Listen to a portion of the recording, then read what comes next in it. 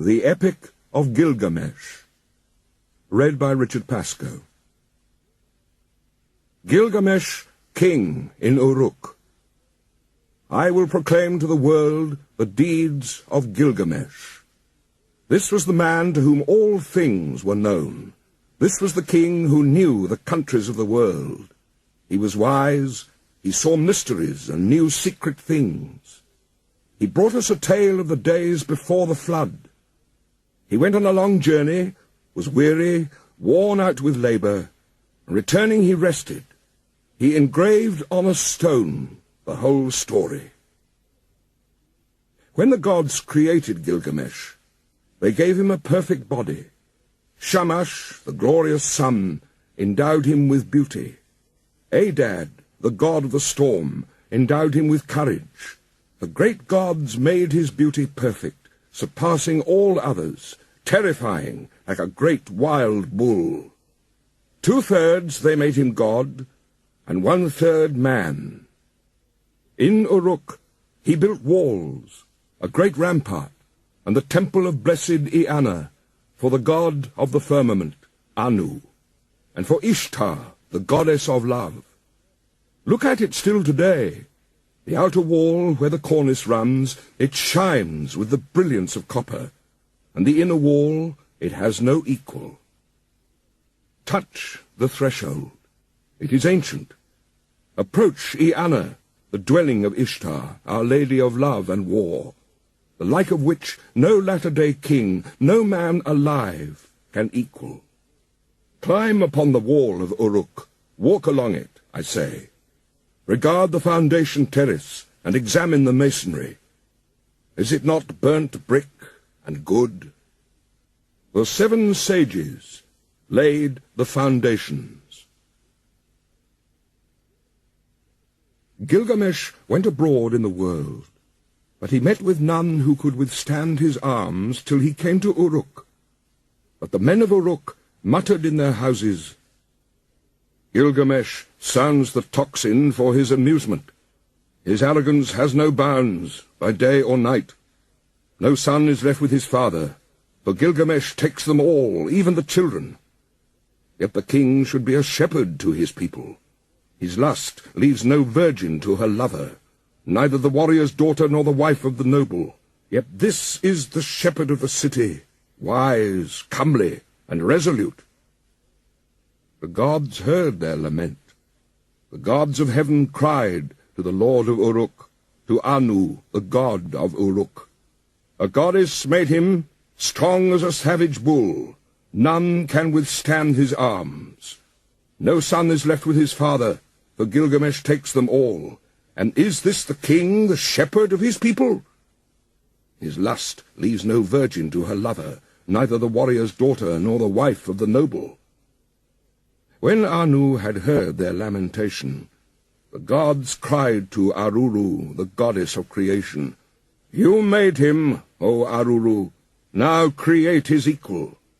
Let it be as like him as his own reflection, his second self, stormy heart for stormy heart. Let them contend together, and leave Uruk in quiet. So the goddess conceived an image in her mind, and it was of the stuff of Anu of the firmament. She dipped her hands in water, and pinched off clay. She let it fall in the wilderness, and noble Enkidu was created. There was virtue in him of the god of war, of Ninurta himself. His body was rough. He had long hair like a woman's. It waved like the hair of Nisaba, the goddess of corn. His body was covered with matted hair, like Samukan's, the god of cattle. He was innocent of mankind. He knew nothing of the cultivated land.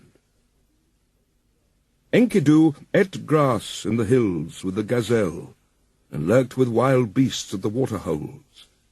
He had joy of the water with the herds of wild game. But there was a trapper who met him one day face to face at the drinking-hole, for the wild game had entered his territory. On 3 days he met him face to face, and the trapper was frozen with fear. He went back to his house with the game that he had caught, and he was dumb, benumbed with terror. His face was altered like that of one who has made a long journey. With awe in his heart he spoke to his father, "Father, there is a man unlike any other, who comes down from the hills. He is the strongest in the world. He is like an immortal from heaven. He ranges over the hills with wild beasts and eats grass. He ranges through your land and comes down to the wells. I am afraid and dare not go near him. He fills in the pits which I dig, and tears up my traps set for the game. He helps the beasts to escape, and now they slip through my fingers." His father opened his mouth and said to the trapper, "My son, in Uruk lives Gilgamesh. No one has ever prevailed against him. He is strong as a star from heaven. Go to Uruk, find Gilgamesh, extol the strength of this wild man. Ask him to give you a harlot, a wanton from the temple of love. Return with her, and let her woman's power overpower this man. When next he comes down to drink at the wells, she will be there, stripped naked, and when he sees her beckoning, he will embrace her, and then the wild beasts will reject him." So the trapper set out on his journey to Uruk, and addressed himself to Gilgamesh, saying, "A man unlike any other is roaming now in the pastures. He is as strong as a star from heaven, and I am afraid to approach him. He helps the wild game to escape. He fills in my pits and pulls up my traps." Gilgamesh said, "Trapper, go back. Take with you a harlot, a child of pleasure. At the drinking hole she will strip, and when he sees her beckoning, he will embrace her, and the game of the wilderness will surely reject him." Now the trapper returned, taking the harlot with him. After a 3 days' journey, they came to the drinking hole, and there they sat down. The harlot and the trapper sat facing one another, and waited for the game to come. For the first day and for the second day, the two sat waiting. But on the third day the herds came. They came down to drink, and Enkidu was with them. The small wild creatures of the plains were glad of the water, and Enkidu with them, who ate grass with the gazelle, and was born in the hills. And she saw him, the savage man, come from far off in the hills. The trapper spoke to her. "There he is. Now, woman, make your breasts bare. Have no shame. Do not delay, but welcome his love. Let him see you naked. Let him possess your body. When he comes near, uncover yourself, and lie with him. Teach him, the savage man, your woman's art. For when he murmurs love to you, the wild beasts that shared his life in the hills will reject him." She was not ashamed to take him. She made herself naked and welcomed his eagerness. As he lay on her, murmuring love, she taught him the woman's art. For 6 days and 7 nights they lay together, for Enkidu had forgotten his home in the hills. But when he was satisfied, he went back to the wild beasts. Then, when the gazelles saw him, they bolted away. When the wild creatures saw him, they fled. Enkidu would have followed, but his body was bound as though with a cord. His knees gave way when he started to run. His swiftness was gone. And now the wild creatures had all fled away. Enkidu was grown weak, for wisdom was in him, and the thoughts of a man were in his heart. So he returned, and sat down at the woman's feet, and listened intently to what she said. "You are wise, Enkidu, and now you have become like a god. Why do you want to run wild with the beasts of the hills? Come with me. I will take you to strong-walled Uruk, to the blessed temple of Ishtar, and of Anu, of love, and of heaven. There Gilgamesh lives, who is very strong, and like a wild bull he lords it over men. When she had spoken, Enkidu was pleased. He longed for a comrade, for one who would understand his heart. "Come, woman, and take me to that holy temple, to the house of Anu and of Ishtar, and to the place where Gilgamesh lords it over the people. I will challenge him boldly. I will cry out aloud in Uruk, 'I am the strongest here. I have come to change the old order. I am he who was born in the hills. I am he who is strongest of all.'" She said, "Let us go, and let him see your face. I know very well where Gilgamesh is in great Uruk." "Oh, Enkidu, there all the people are dressed in their gorgeous robes. Every day is holiday. The young men and the girls are wonderful to see. How sweet they smell. All the great ones are roused from their beds. Oh, Enkidu, you who love life, I will show you Gilgamesh, a man of many moods. You shall look at him well in his radiant manhood. His body is perfect in strength and maturity. He never rests by night or day. He is stronger than you, so leave your boasting. Shamash, the glorious sun, has given favors to Gilgamesh, and Anu of the heavens, and Enlil, and Ea, the wise, has given him deep understanding, I tell you. Even before you have left the wilderness, Gilgamesh will know in his dreams that you are coming."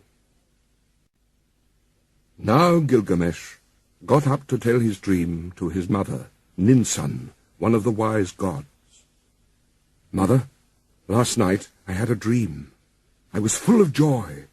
The young heroes were round me, and I walked through the night under the stars of the firmament, and one, a meteor of the stuff of Anu, fell down from heaven.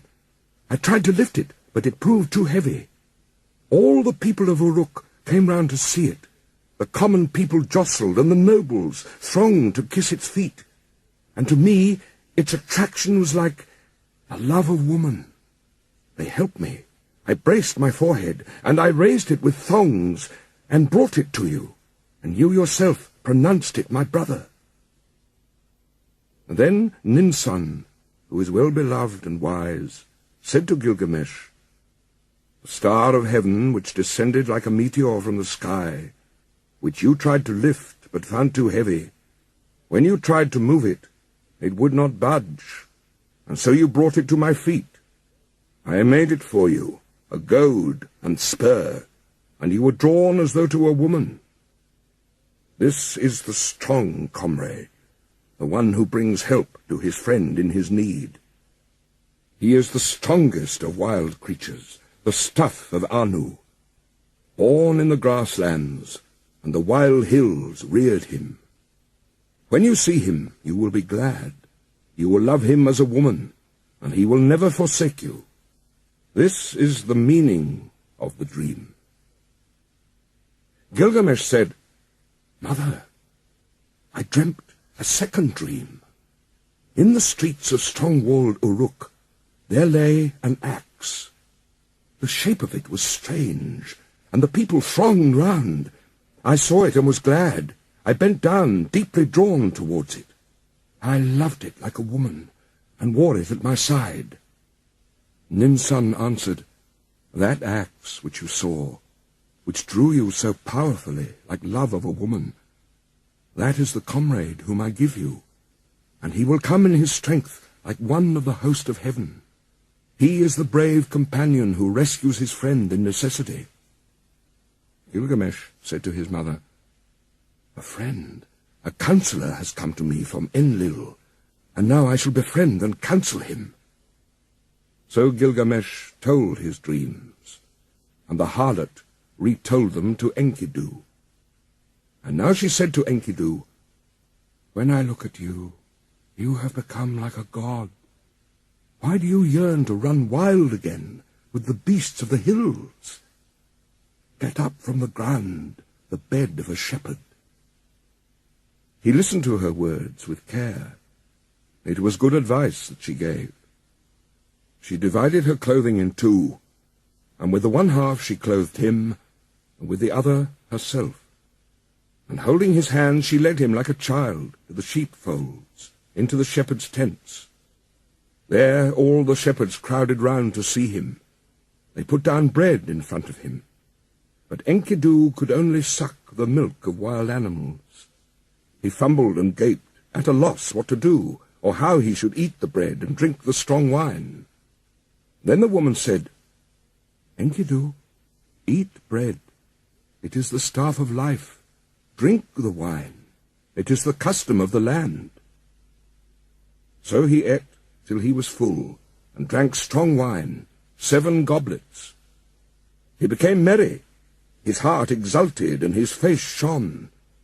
He rubbed down the matted hair of his body, and anointed himself with oil. Enkidu had become a man, but when he had put on man's clothing, he appeared like a bridegroom. He took arms to hunt the lion, so that the shepherds could rest at night. He caught wolves and lions, and the herdsmen lay down in peace, for Enkidu was their watchman, that strong man who had no rival. He was merry, living with the shepherds, till one day, lifting his eyes, he saw a man approaching. He said to the harlot, "Woman, fetch that man here. Why has he come? I wish to know his name." She went and called the man, saying, "Sir, where are you going on this weary journey?" The man answered, saying to Enkidu, "Gilgamesh has gone into the marriage house and shut out the people.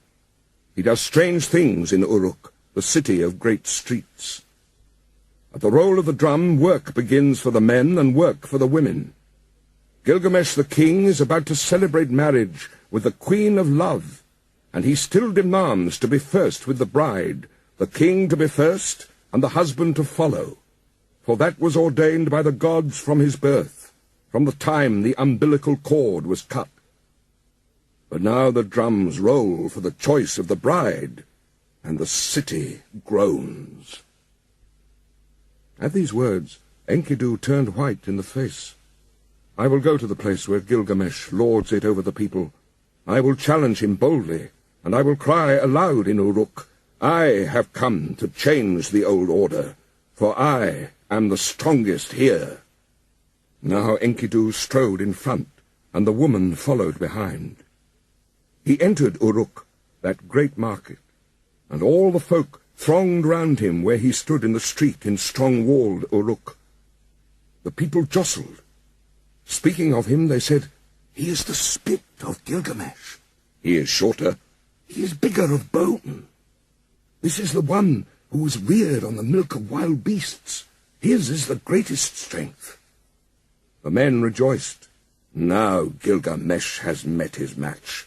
This great one, this hero whose beauty is like a god. He is a match even for Gilgamesh." In Uruk, the bridal bed was made, fit for the goddess of love. The bride waited for the bridegroom, but in the night Gilgamesh got up and came to the house.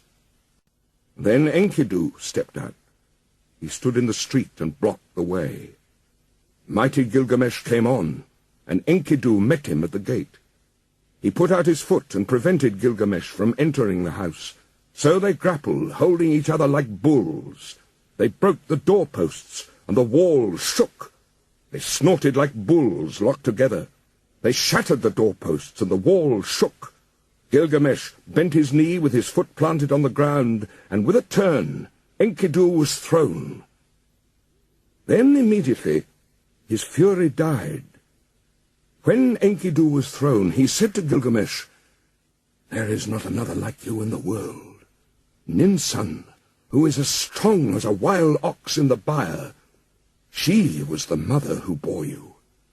And now you are raised above all men, and Enlil has given you the kingship, for your strength surpasses the strength of men." So Enkidu and Gilgamesh embraced, and their friendship was sealed. Enlil of the mountain, the father of the gods, had decreed the destiny of Gilgamesh. So Gilgamesh dreamed, and Enkidu said, "The meaning of the dream is this. The Father of the gods has given you kingship. Such is your destiny. Everlasting life is not your destiny. Because of this, do not be sad at heart. Do not be grieved or oppressed. He has given you power to bind and to loose, to be the darkness and the light of mankind. He has given you unexampled supremacy over the people, victory in battle from which no fugitive returns, in forays and assaults from which there is no going back. But do not abuse this power. Deal justly with your servants in the palace. Deal justly before Shamash." The eyes of Enkidu were full of tears, and his heart was sick. He sighed bitterly, and Gilgamesh met his eye and said, "My friend, why do you sigh so bitterly?" But Enkidu opened his mouth and said, "I am weak. My arms have lost their strength. The cry of sorrow sticks in my throat. I am oppressed by idleness."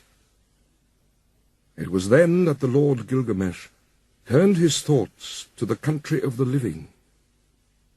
On the land of cedars, the Lord Gilgamesh reflected. He said to his servant Enkidu, "I have not established my name stamped on bricks as my destiny decreed. Therefore I will go to the country where the cedar is felled. I will set up my name in the place where the names of famous men are written. And where no man's name is written, yet I will raise a monument to the gods. Because of the evil that is in the land, we will go to the forest and destroy the evil. For in the forest lives Humbaba, whose name is Hugeness, a ferocious giant." But Enkidu sighed bitterly and said, "When I went with the wild beasts, ranging through the wilderness, I discovered the forest. Its length is 10,000 leagues in every direction. Enlil has appointed Humbaba to guard it, and armed him in 7-fold terrors. Terrible to all flesh is Humbaba. When he roars, it is like the torrent of the storm. His breath is like fire, and his jaws are death itself. He guards the cedars so well that when the wild heifer stirs in the forest, though she is 60 leagues distant, he hears her. What man would willingly walk into that country and explore its depths? I tell you, weakness overpowers whoever goes near it.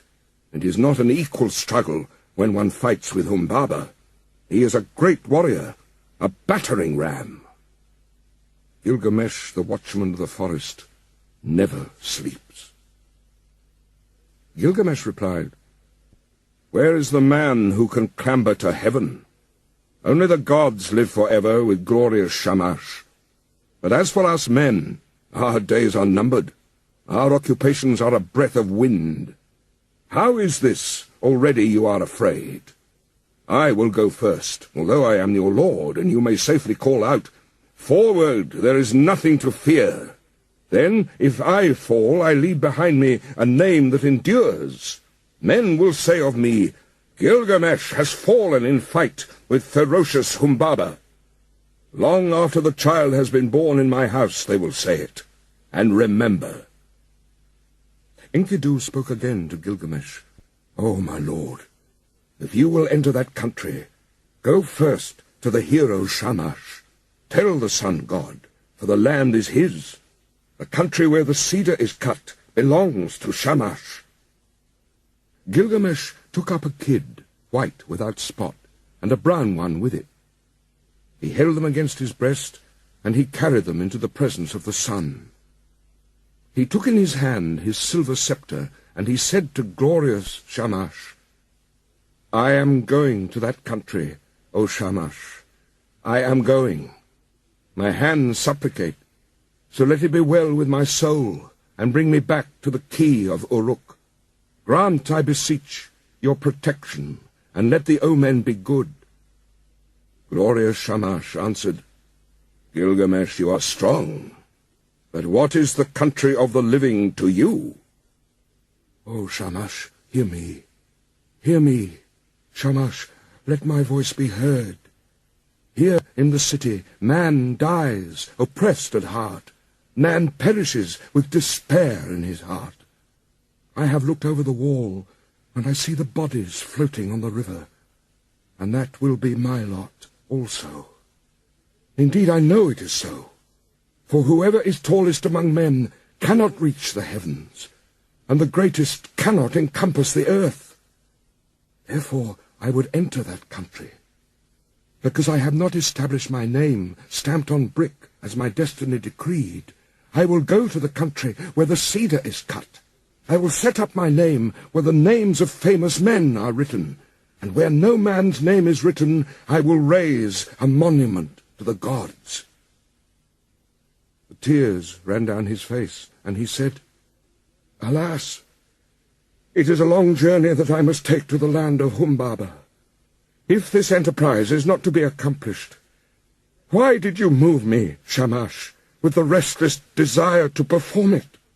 How can I succeed if you will not succor me? If I die in that country, I will die without rancor. But if I return, I will make a glorious offering of gifts and of praise to Shamash." So Shamash accepted the sacrifice of his tears. Like the compassionate man, he showed him mercy. He appointed strong allies for Gilgamesh, sons of one mother, and stationed them in the mountain caves. The great winds he appointed, the north wind, the whirlwind, the storm and the icy wind, the tempest and the scorching wind, like vipers, like dragons, like a scorching fire, like a serpent that freezes the heart, a destroying flood and the lightning's fork, such were they. And Gilgamesh rejoiced. He went to the forge and said, "I will give orders to the armorers. They shall cast us our weapons while we watch them." So they gave orders to the armorers, and the craftsmen sat down in conference. They went into the groves of the plain and cut willow and boxwood. They cast for them axes of 90 pounds, and great swords they cast, with blades of 60 pounds each one, with pommels and hilts of 30 pounds. They cast for Gilgamesh the axe, might of heroes, and the bow of Anshan. And Gilgamesh was armed, and Enkidu, and the weight of the arms they carried was 30 pounds. The people collected, and the councillors in the streets and in the marketplace of Uruk. They came through the gate of 7 bolts, and Gilgamesh spoke to them in the marketplace. "I, Gilgamesh, go to see that creature of whom such things are spoken, the rumour of whose name fills the world. I will conquer him in his cedar wood, and show the strength of the sons of Uruk. All the world shall know of it. I am committed to this enterprise, to climb the mountain, to cut down the cedar, and leave behind me an enduring name." The councillors of Uruk, the great market, answered him, "Gilgamesh, you are young. Your courage carries you too far. You cannot know what this enterprise means which you plan. We have heard that Humbaba is not like men who die. His weapons are such that none can stand against them. The forest stretches for 10,000 leagues in every direction. Who would willingly go down to explore its depths? As for Humbaba, when he roars, it is like the torrent of the storm. His breath is like fire, and his jaws are death itself. Why do you crave to do this thing, Gilgamesh? It is no equal struggle when one fights with Humbaba, that battering ram." When he heard these words of the councillors, Gilgamesh looked at his friend and laughed. "How shall I answer them? Shall I say I am afraid of Humbaba? I will sit at home all the rest of my days?" Then Gilgamesh opened his mouth again and said to Enkidu, "My friend, Let us go to the great palace, to Egalma, and stand before Ninsun the queen. Ninsun is wise with deep knowledge. She will give us counsel for the road we must go." They took each other by the hand as they went to Egalma, and they went to Ninsun, the great queen. Gilgamesh approached. He entered the palace and spoke to Ninsun. "Ninsun, will you listen to me? I have a long journey to go, to the land of Humbaba. I must travel an unknown road and fight a strange battle. From the day I go until I return, till I reach the cedar forest and destroy the evil which Shamash abhors, pray for me to Shamash." Ninsun went into her room. She put on a dress becoming to her body. She put on jewels to make her breast beautiful. She placed a tiara on her head, and her skirts swept the ground. Then she went up to the altar of the sun, standing upon the roof of the palace. She burnt incense, and lifted her arms to Shamash as the smoke ascended. "O Shamash, why did you give this restless heart to Gilgamesh, my son? Why did you give it? You have moved him, and now he sets out on a long journey to the land of Humbaba, to travel an unknown road and fight a strange battle. Therefore, from the day that he goes till the day he returns, until he reaches the cedar forest, until he kills Humbaba and destroys the evil thing which you, Shamash, abhor, do not forget him, but let the dawn, Aya, your dear bride, remind you always. And when day is done, give him to the watchman of the night to keep him from harm." Then Ninsun, the mother of Gilgamesh, extinguished the incense, and she called to Enkidu with this exhortation: "Strong Enkidu, you are not the child of my body, but I will receive you as my adopted son. You are my other child, like the foundlings they bring to the temple. Serve Gilgamesh as a foundling serves the temple and the priestess who reared him. In the presence of my women, my votaries and hierophants, I declare it." Then she placed the amulet for a pledge round his neck, and she said to him, "I entrust my son to you. Bring him back to me safely." And now they brought to them the weapons. They put in their hands the great swords in their golden scabbards, and the bow and the quiver. Gilgamesh took the axe. He slung the quiver from his shoulder, and the bow of Anshun, and buckled the sword to his belt. And so they were armed and ready for the journey. Now all the people came and pressed on them and said, "When will you return to the city?" The counselors blessed Gilgamesh and warned him, "Do not trust too much in your own strength. Be watchful. Restrain your blows at first. The one who goes in front protects his companion. The good guide who knows the way guards his friend. Let Enkidu lead the way.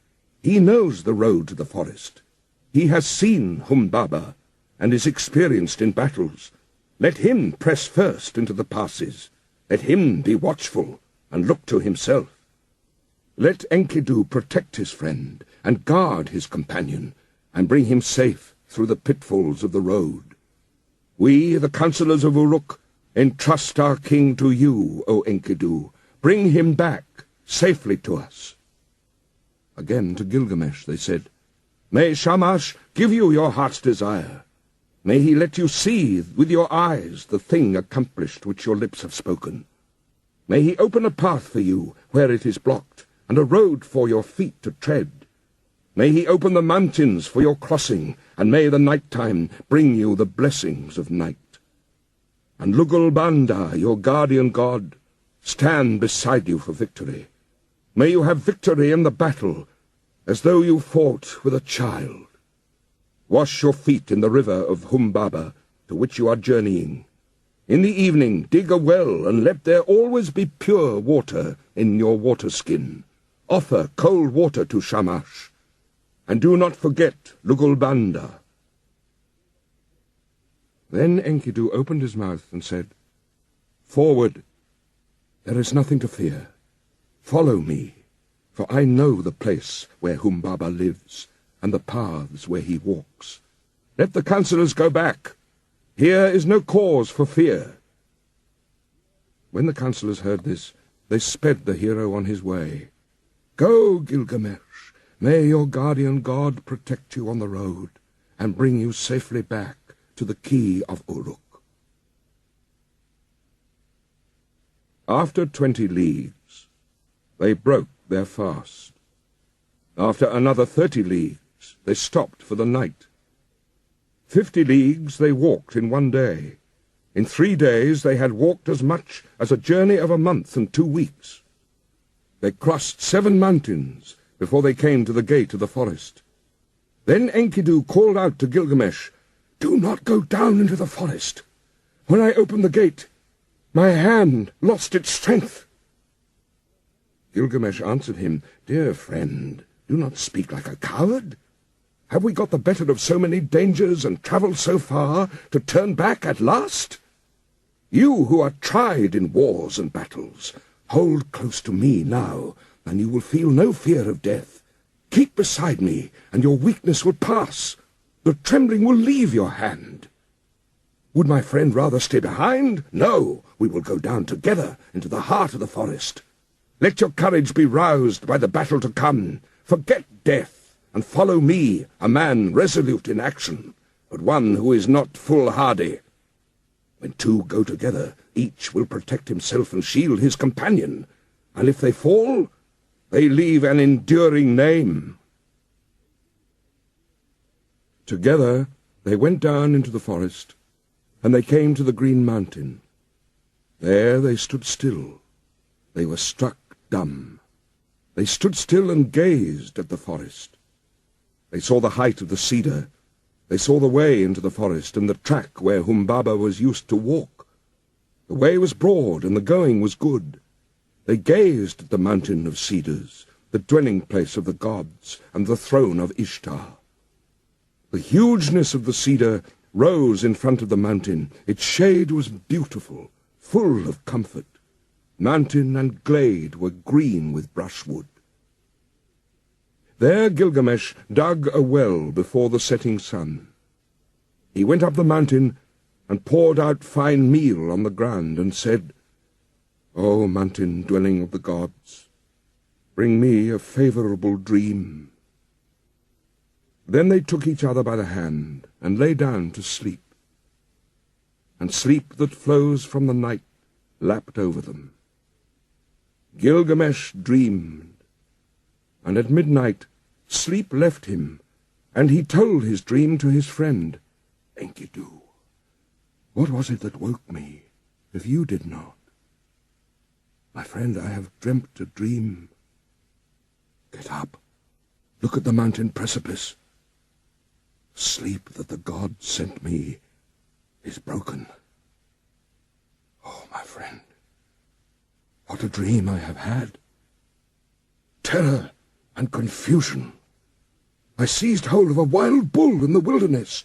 It bellowed and beat up the dust till the whole sky was dark. My arm was seized and my tongue bitten. I fell back on my knee, and then someone refreshed me with water from his water-skin. Enkidu said, "Dear friend, the god to whom we are travelling is no wild bull, though his form is mysterious. That wild bull which you saw is Shamash, the protector. In our moment of peril, he will take our hands. The one who gave water from his water-skin, that is your own god, who cares for your good name, your Lugalbanda. United with him, together we will accomplish a work, the fame of which will never die."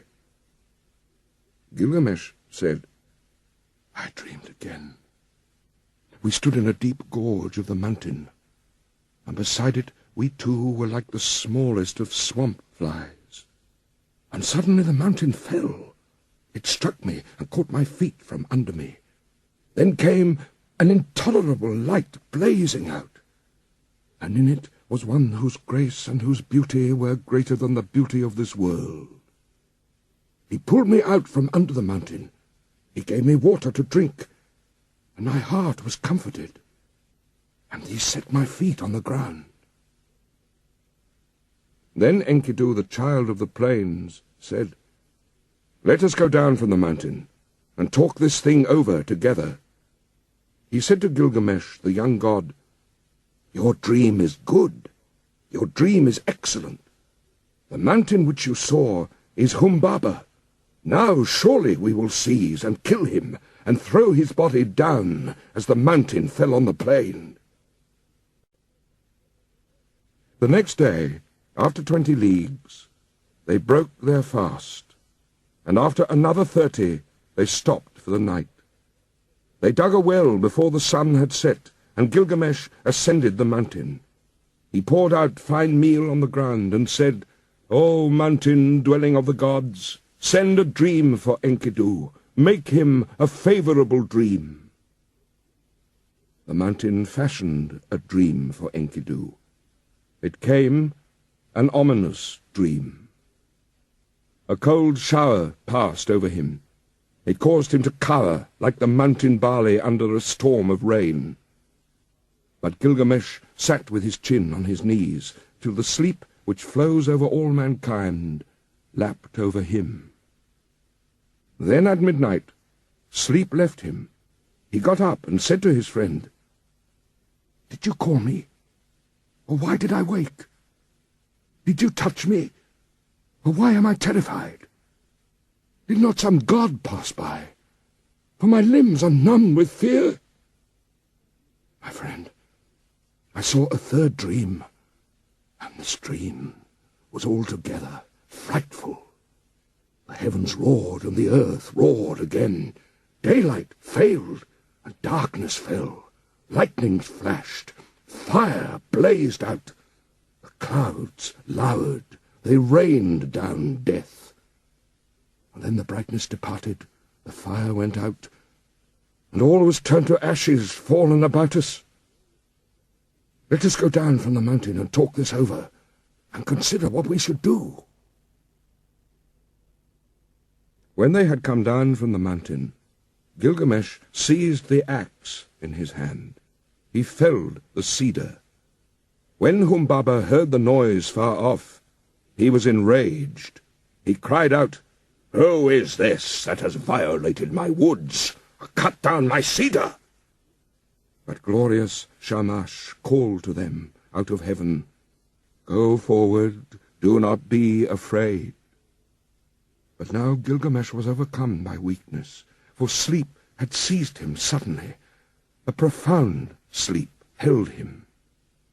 He lay on the ground, stretched out, speechless, as though in a dream.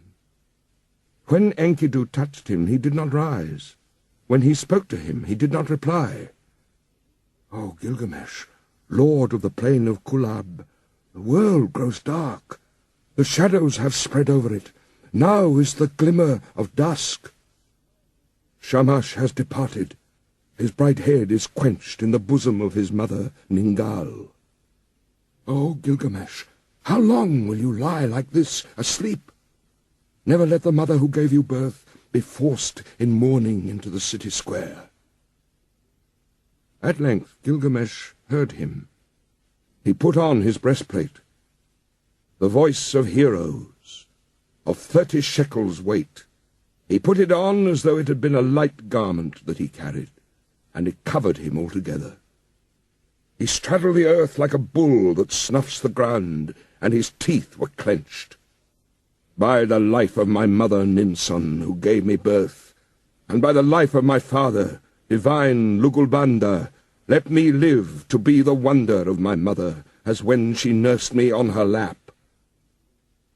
A second time he said to him, "By the life of Ninsun, my mother who gave me birth, and by the life of my father, divine Lugulbanda, until we have fought this man, if man he is, this God, if God he is, The way that I took to the country of the living will not turn back to the city." Then Enkidu, the faithful companion, pleaded, answering him, "O my lord, you do not know this monster, and that is the reason you are not afraid. I, who know him, I am terrified. His teeth are dragon's fangs. His countenance is like a lion. His charge is the rushing of the flood. With his look he crushes alike the trees of the forest and reeds in the swamp. Oh, my lord, you may go on if you choose into this land, but I will go back to the city. I will tell the lady your mother all your glorious deeds till she shouts for joy. And then I will tell the death that followed, till she weeps for bitterness." But Gilgamesh said, "Immolation and sacrifice are not yet for me. The boat of the dead shall not go down, nor the 3-ply cloth be cut for my shrouding. Not yet will my people be desolate, nor the pyre be lit in my house, and my dwelling burnt on the fire. Today give me your aid, and you shall have mine. What then can go amiss with us two? All living creatures born of the flesh shall sit at last in the boat of the west, and when it sinks, when the boat of Madgilum sinks, they are gone. But we shall go forward and fix our eyes on this monster. If your heart is fearful, throw away fear. If there is terror in it, throw away terror. Take your axe in your hand and attack. He who leaves the fight unfinished is not at peace." Humbaba came out from his strong house of cedar, and then Enkidu called out, "O Gilgamesh, remember now your boasts in Uruk. Forward! Attack, son of Uruk! There is nothing to fear." When he heard these words, his courage rallied. He answered, "Make haste. Close in. If the watchman is there, do not let him escape to the woods, where he will vanish. He has put on the first of his 7 splendors, but not yet the other 6. Let us trap him before he is armed." Like a raging wild bull, he snuffed the ground. The watchman of the woods turned full of threatenings. He cried out. Humbaba came from his strong house of cedar. He nodded his head and shook it, menacing Gilgamesh. And on him he fastened his eye, the eye of death. And then Gilgamesh called to Shamash, and his tears were flowing. "Oh, glorious Shamash! I have followed the road you commanded, but now, if you send no succor, how shall I escape?" Glorious Shamash heard his prayer, and he summoned the great wind, the north wind, the whirlwind, the storm and the icy wind, the tempest and the scorching wind. They came like dragons, like a scorching fire, like a serpent that freezes the heart, a destroying flood and the lightning's fork. The 8 winds rose up against Humbaba. They beat against his eyes. He was gripped, unable to go forward or back. Gilgamesh shouted, "By the life of Ninsun, my mother, and divine Lugalbanda, my father, in the country of the living, in this land I have discovered your dwelling. My weak arms and my small weapons I have brought to this land against you, and now I will enter your house." So he felled the first cedar, and they cut the branches and laid them at the foot of the mountain. At the first stroke Humbaba blazed out, but still they advanced. They felled 7 cedars and cut and bound the branches and laid them at the foot of the mountain, and 7 times Humbaba loosed his glory on them. As the 7th blaze died out, they reached his lair. He slapped his thigh in scorn. He approached like a noble wild bull roped on the mountain, a warrior whose elbows are bound together. The tears started to his eyes, and he was pale. "Gilgamesh, let me speak. I have never known a mother, no, nor a father who reared me. I was born of the mountain. He reared me, and Enlil made me the keeper of this forest. Let me go free, Gilgamesh, and I will be your servant. You shall be my lord. All the trees of the forest that I tended on the mountain shall be yours. I will cut them down and build you a palace." He took him by the hand and led him to his house, so that the heart of Gilgamesh was moved with compassion. He swore by the heavenly life, by the earthly life, by the underworld itself, "O Enkidu, should not the snared bird return to its nest, and the captive man return to his mother's arms?" Enkidu answered, "The strongest of men will fall to fate if he has no judgment. Nam-Ta, the evil fate that knows no distinction between men, will devour him. If the snared bird returns to its nest, if the captive man returns to his mother's arms, then you, my friend, will never return to the city where the mother is waiting who gave you birth. He will bar the mountain road against you, and make the pathways impassable." Humbaba said, "Enkidu, what you have spoken is evil. You, a hireling, dependent for your bread. In envy and for fear of a rival, you have spoken evil words." Enkidu said, "Do not listen, Gilgamesh. This Humbaba must die. Kill Humbaba first, and his servants after." But Gilgamesh said, "If we touch him, the blaze and the glory of light will be put out in confusion. The glory and glamour will vanish. Its rays will be quenched." Enkidu said to Gilgamesh, "Not so, my friend. First entrap the bird, and where shall the chicks run then?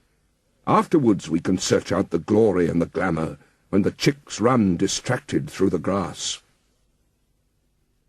Gilgamesh listened to the word of his companion.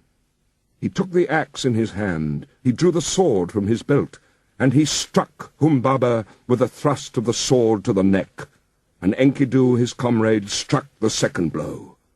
At the third blow, Humbaba fell. Then there followed confusion, for this was the guardian of the forest whom they had felled to the ground.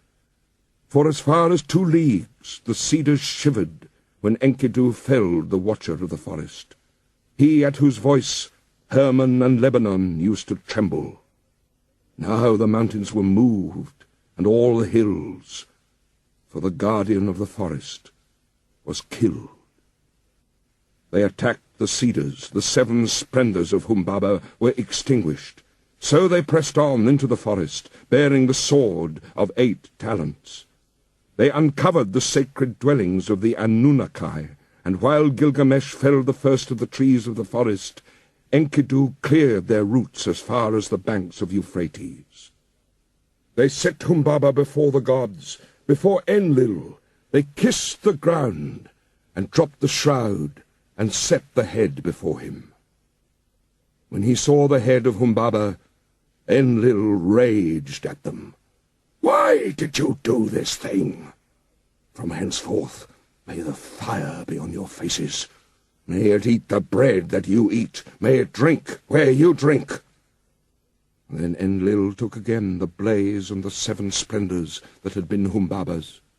He gave the first to the river, and he gave to the lion, to the stone of execration, to the mountain, and to the dreaded daughter of the queen of hell.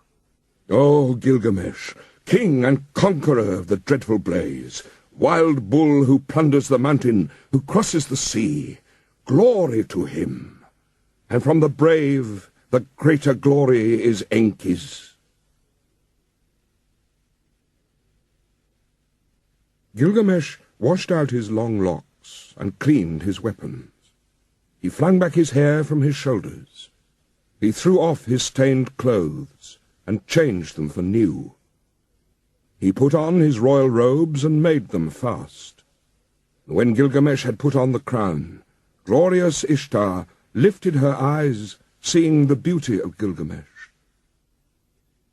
She said, "Come to me, Gilgamesh, and be my bridegroom. Grant me seed of your body. Let me be your bride, and you shall be my husband. I will harness for you a chariot of lapis lazuli and of gold, with wheels of gold and horns of copper. And you shall have mighty demons of the storm for draught mules. When you enter our house in the fragrance of cedar wood, threshold and throne will kiss your feet.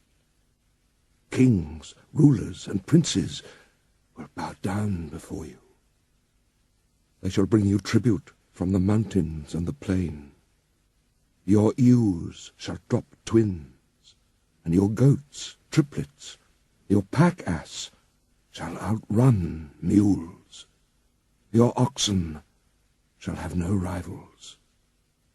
Your chariot horses shall be famous far off for their swiftness.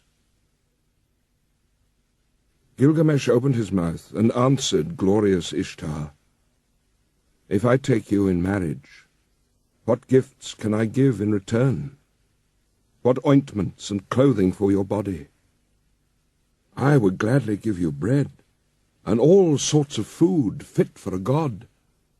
I would give you wine to drink, fit for a queen. I would pour out barley to stuff your granary. But as for making you my wife, that I will not. How would it go with me? Your lovers have found you like a brazier which smoulders in the cold, a back door which keeps out neither squall of wind nor storm, a castle which crushes the garrison, pitch that blackens the bearer, a water-skim that chafes the carrier, a stone which falls from the parapet, a battering ram turned back from the enemy, a sandal that trips the wearer. Which of your lovers did you ever love forever? What shepherd of yours has pleased you for all time? Listen to me while I tell you the tale of your lovers. There was Tammuz, the lover of your youth. For him you decreed wailing year after year. You loved the many-coloured roller, but still you struck and broke his wing. Now in the grove he sits and cries, "Kapi, Kapi, my wing, my wing." You have loved the lion, tremendous in strength. 7 pits you dug for him, and 7. You have loved the stallion, magnificent in battle, and for him you decreed whip and spur and a thong, to gallop 7 leagues by force, and to muddy the water before he drinks. And for his mother Sîn-lēqi-unninni, lamentations. You have loved the shepherd of the flock. He made meal cake for you day after day. He killed kids for your sake. You struck and turned him into a wolf. Now his own herd boys chase him away. His own hounds worry his flanks. And did you not love Sîn-lēqi-unninni, the gardener of your father's palm grove? He brought you baskets filled with dates without end. Every day he loaded your table. Then you turned your eyes on him and said, "Dearest Sîn-lēqi-unninni, come here to me. Let us enjoy your manhood. Come forward and take me. I am yours." Sîn-lēqi-unninni answered, "What are you asking from me? My mother has baked, and I have eaten. Why should I come to such as you for food that is tainted and rotten?" For when was a screen of rushes sufficient protection from frosts? But when you had heard his answer, you struck him.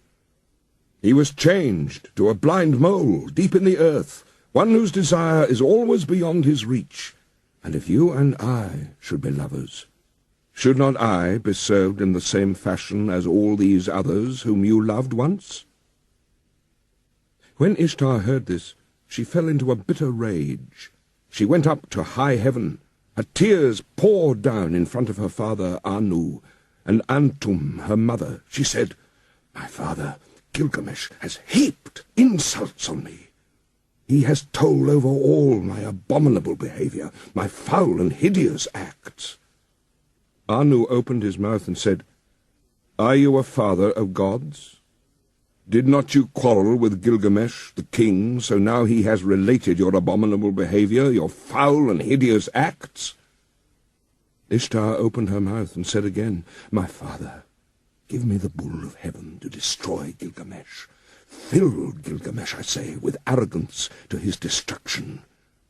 But if you refuse to give me the bull of heaven, I will break in the doors of hell and smash the bolts. There will be confusion of people, those above with those from the lower depths. I shall bring up the dead to eat food like the living, and the hosts of dead will outnumber the living. Anu said to great Ishtar, If I do what you desire, there will be 7 years of drought throughout Uruk, when corn will be seedless husks. Have you saved grain enough for the people and grass for the cattle? Ishtar replied, I have saved grain for the people, grass for the cattle. For 7 years of seedless husks there is grain and there is grass enough.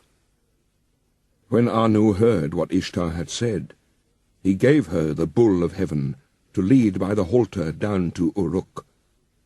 When they reached the gates of Uruk, the bull went to the river.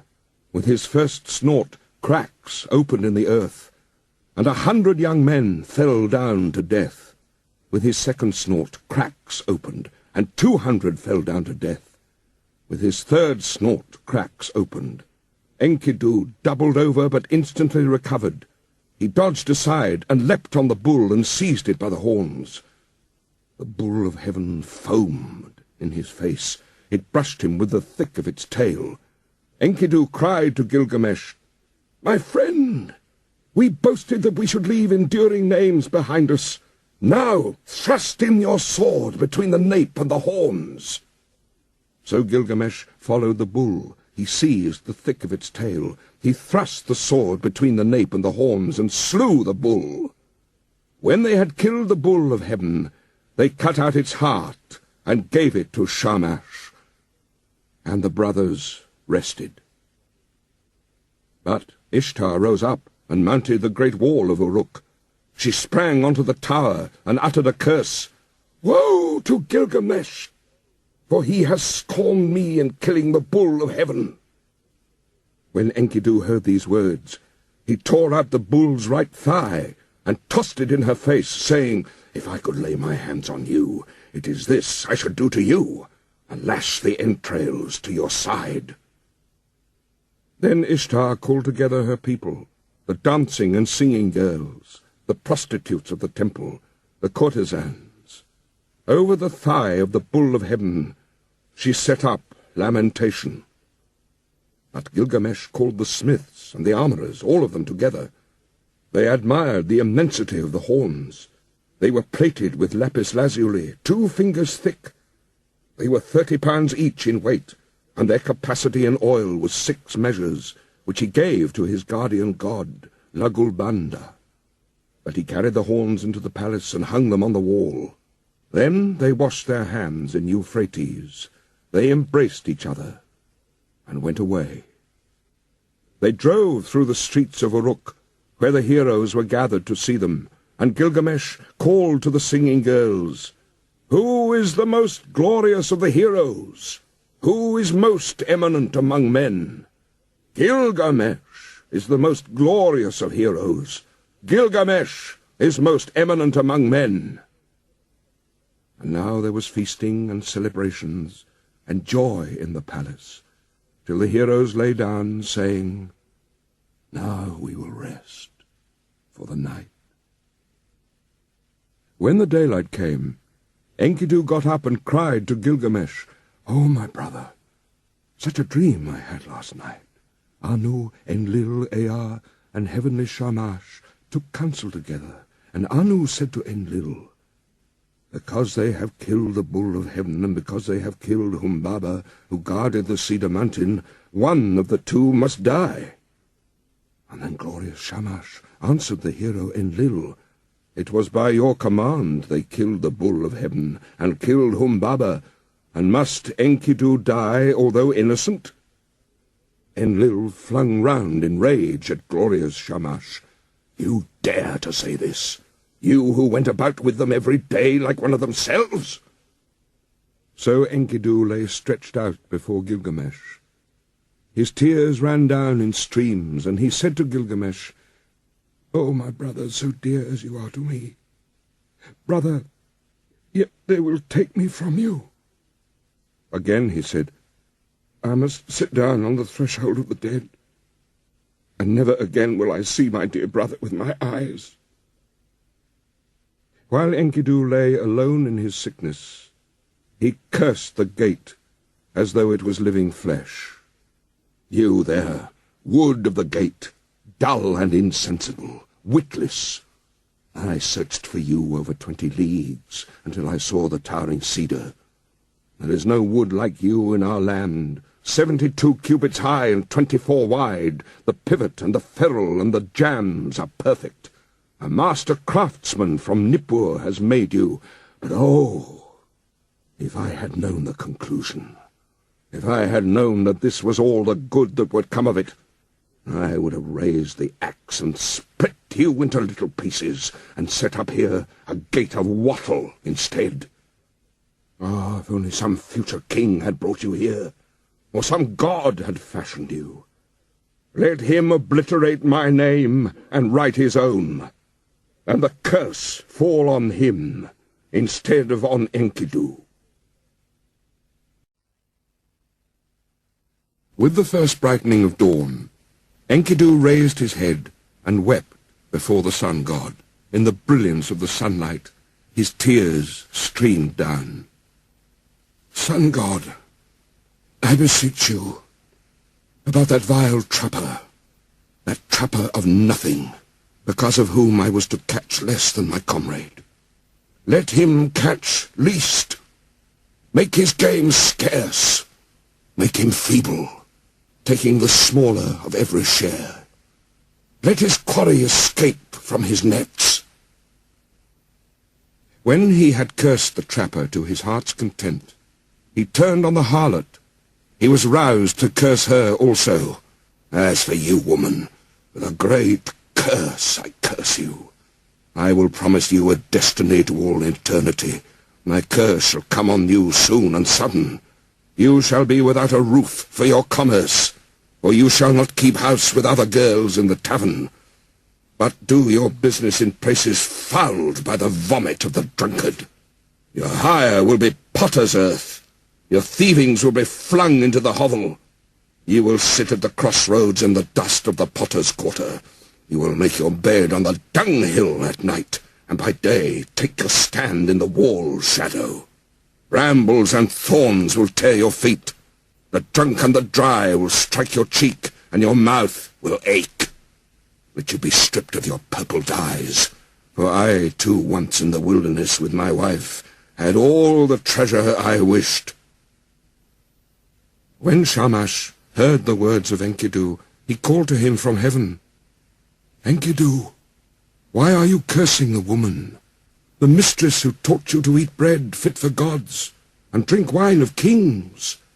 She who put upon you a magnificent garment, did she not give you glorious Gilgamesh for your companion? And has not Gilgamesh, your own brother, made you rest on a royal bed, and recline on a couch at his left hand? He has made the princes of the earth kiss your feet, and now all the people of Uruk lament and wail over you. When you are dead, he will let his hair grow long for your sake. He will wear a lion's pelt and wander through the desert. When Enkidu heard glorious Shamash, his angry heart grew quiet. He called back the curse and said, Woman, I promise you another destiny. The mouth which cursed you shall bless you. Kings, princes, and nobles shall adore you. On your account, a man, though 12 miles off, will clap his hand to his thigh, and his hair will twitch. For you he will undo his belt, and open his treasure, and you shall have your desire. Lapis lazuli, gold, and carnelian from the heap in the treasury. A ring for your hand, and a robe shall be yours. The priest will lead you into the presence of the gods. On your account, a wife, a mother of 7, was forsaken. As Enkidu slept alone in his sickness, in bitterness of spirit, He poured out his heart to his friend. It was I who cut down the cedar, I who levelled the forest, I who slew Humbaba, and now see what has become of me. Listen, my friend. This is the dream I dreamt last night. The heavens roared, and earth rumbled back an answer. Between them stood I, before an awful being, a sombre-faced man-bird. He had directed on me his purpose. His was a vampire face. His foot was a lion's foot. His hand was an eagle's talon. He fell on me, and his claws were in my hair. He held me fast, and I smothered. And then he transformed me so that my arms became wings covered with feathers. He turned his stare towards me, and he led me away to the palace of Urkala, the Queen of Darkness, to the house from which none who enters ever returns, down the road from which there is no coming back. There is the house whose people sit in darkness. Dust is their food, and clay their meat. They are clothed like birds with wings for covering. They see no light. They sit in darkness. I entered the house of dust, and I saw the kings of the earth, their crowns put away forever. Rulers and princes, all those who once wore kingly crowns and ruled the world in the days of old. They who had stood in the place of the gods, like Anu and Enlil, stood now like servants to fetch baked meats in the house of dust, to carry cooked meat and cold water from the waterskin. In the house of dust which I entered were high priests and acolytes, priests of the incantation and of ecstasy. There were servers of the temple, and there was Etana, that king of Kish, whom the eagle carried to heaven in the days of old.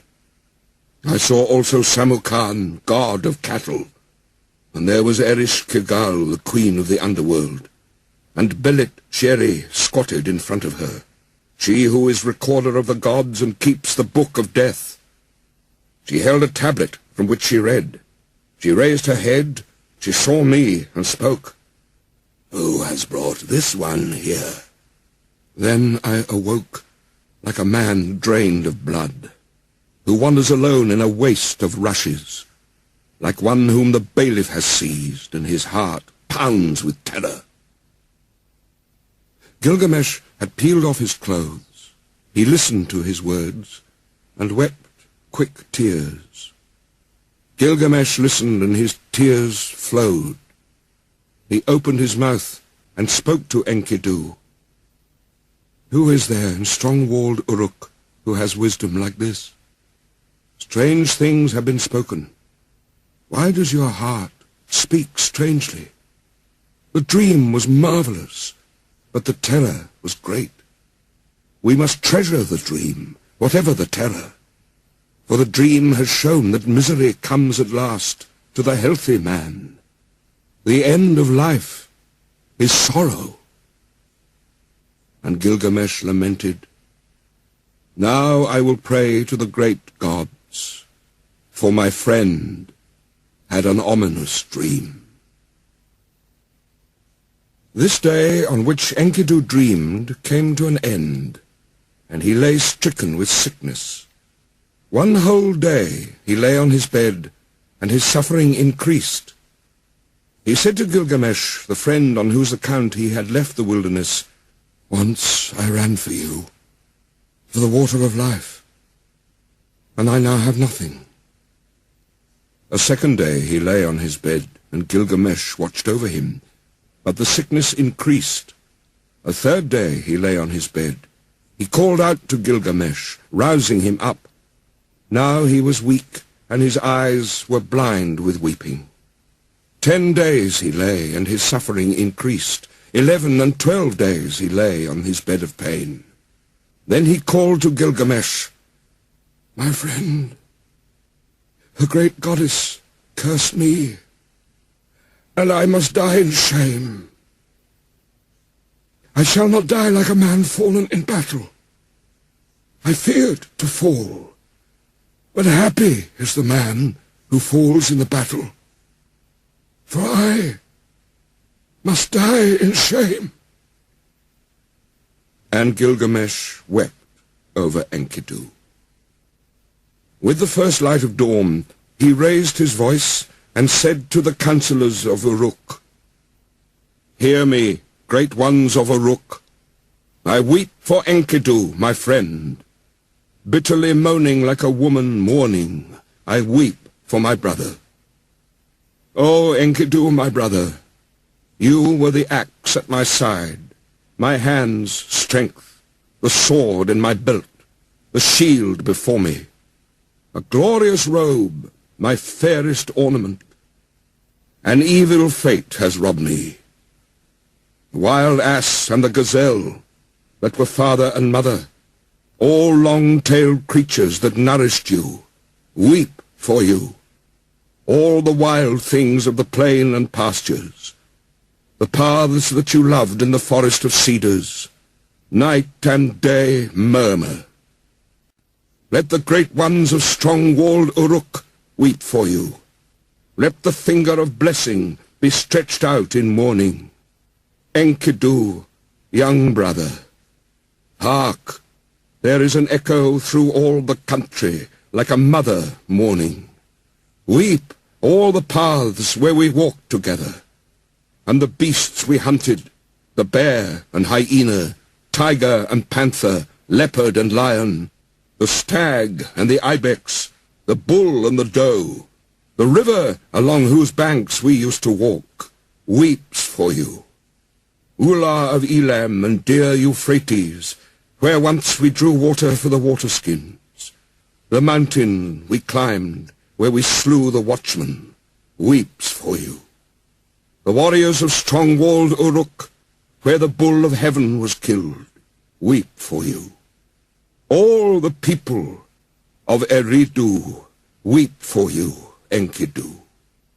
Those who brought grain for your eating mourn for you now. Who rubbed oil on your back mourn for you now.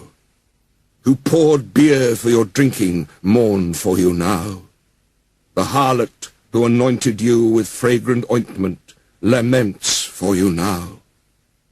The women of the palace who brought you a wife, a chosen ring of good advice, lament for you now. And the young men, your brothers, as though they were women, go long-haired in mourning. What is this sleep which holds you now? You are lost in the dark and cannot hear me. He touched his heart, but it did not beat, nor did he lift his eyes again. When Gilgamesh touched his heart, it did not beat. So Gilgamesh laid a veil as one veils the bride over his friend. He began to rage like a lion, like a lioness robbed of her whelps. This way and that he paced round the bed. He tore out his hair and strewed it around. He dragged off his splendid robes and flung them down as though they were abominations. In the first light of dawn, Gilgamesh cried out, "I made you rest on a royal bed. You recline on a couch at my left hand. The princes of the earth kissed your feet.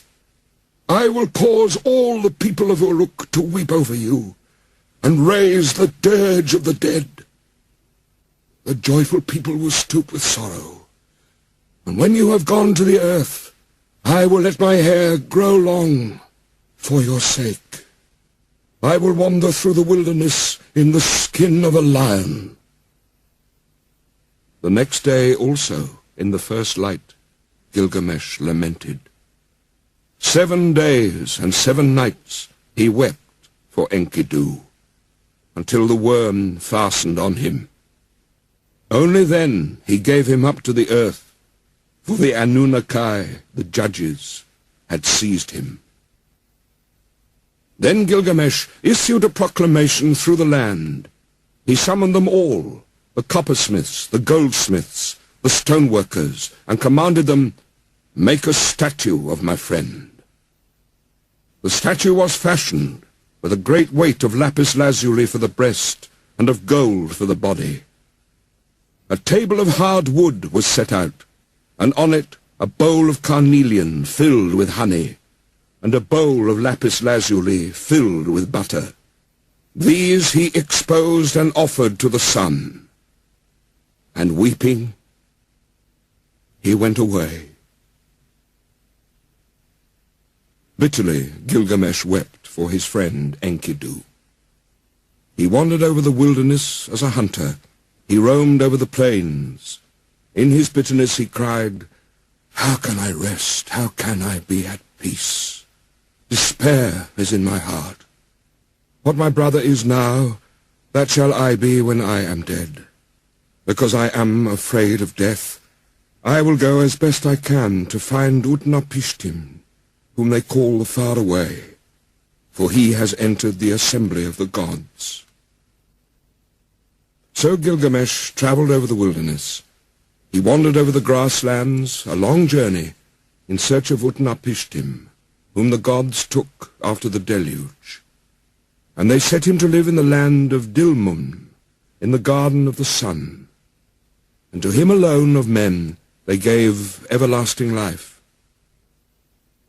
At night, when he came to the mountain passes, Gilgamesh prayed, "In these mountain passes long ago, I saw lions, I was afraid, and I lifted my eyes to the moon. I prayed, and my prayers went up to the gods. So now, O moon god, Sîn, protect me." When he had prayed, he lay down to sleep, until he was woken from out of a dream. He saw the lions around him, glorying in life. Then he took his axe in his hand, he drew his sword from his belt, and he fell upon them like an arrow from the string, and struck and destroyed and scattered them. So at length Gilgamesh came to Mashu, the great mountains, about which he had heard many things, which guard the rising and the setting sun. Its twin peaks are as high as the wall of heaven, and its paps reach down to the underworld. At its gate the scorpions stand guard, half man and half dragon. Their glory is terrifying. Their stare strikes death into men. Their shimmering halo sweeps the mountains that guard the rising sun. When Gilgamesh saw them, he shielded his eyes for the length of a moment only. Then he took courage and approached. When they saw him so undismayed, the man-scorpion called to his mate, "This one who comes to us now is flesh of the gods." The mate of the man-scorpion answered, "2/3 is God, but 1/3 is man." Then he called to the man Gilgamesh. He called to the child of the gods, "Why have you come so great a journey? For what have you travelled so far, crossing the dangerous waters? Tell me the reason for your coming." Gilgamesh answered, "For Enkidu. I loved him dearly. Together we endured all kinds of hardships. On his account I have come, for the common lot of man has taken him. I have wept for him day and night. I would not give up his body for burial.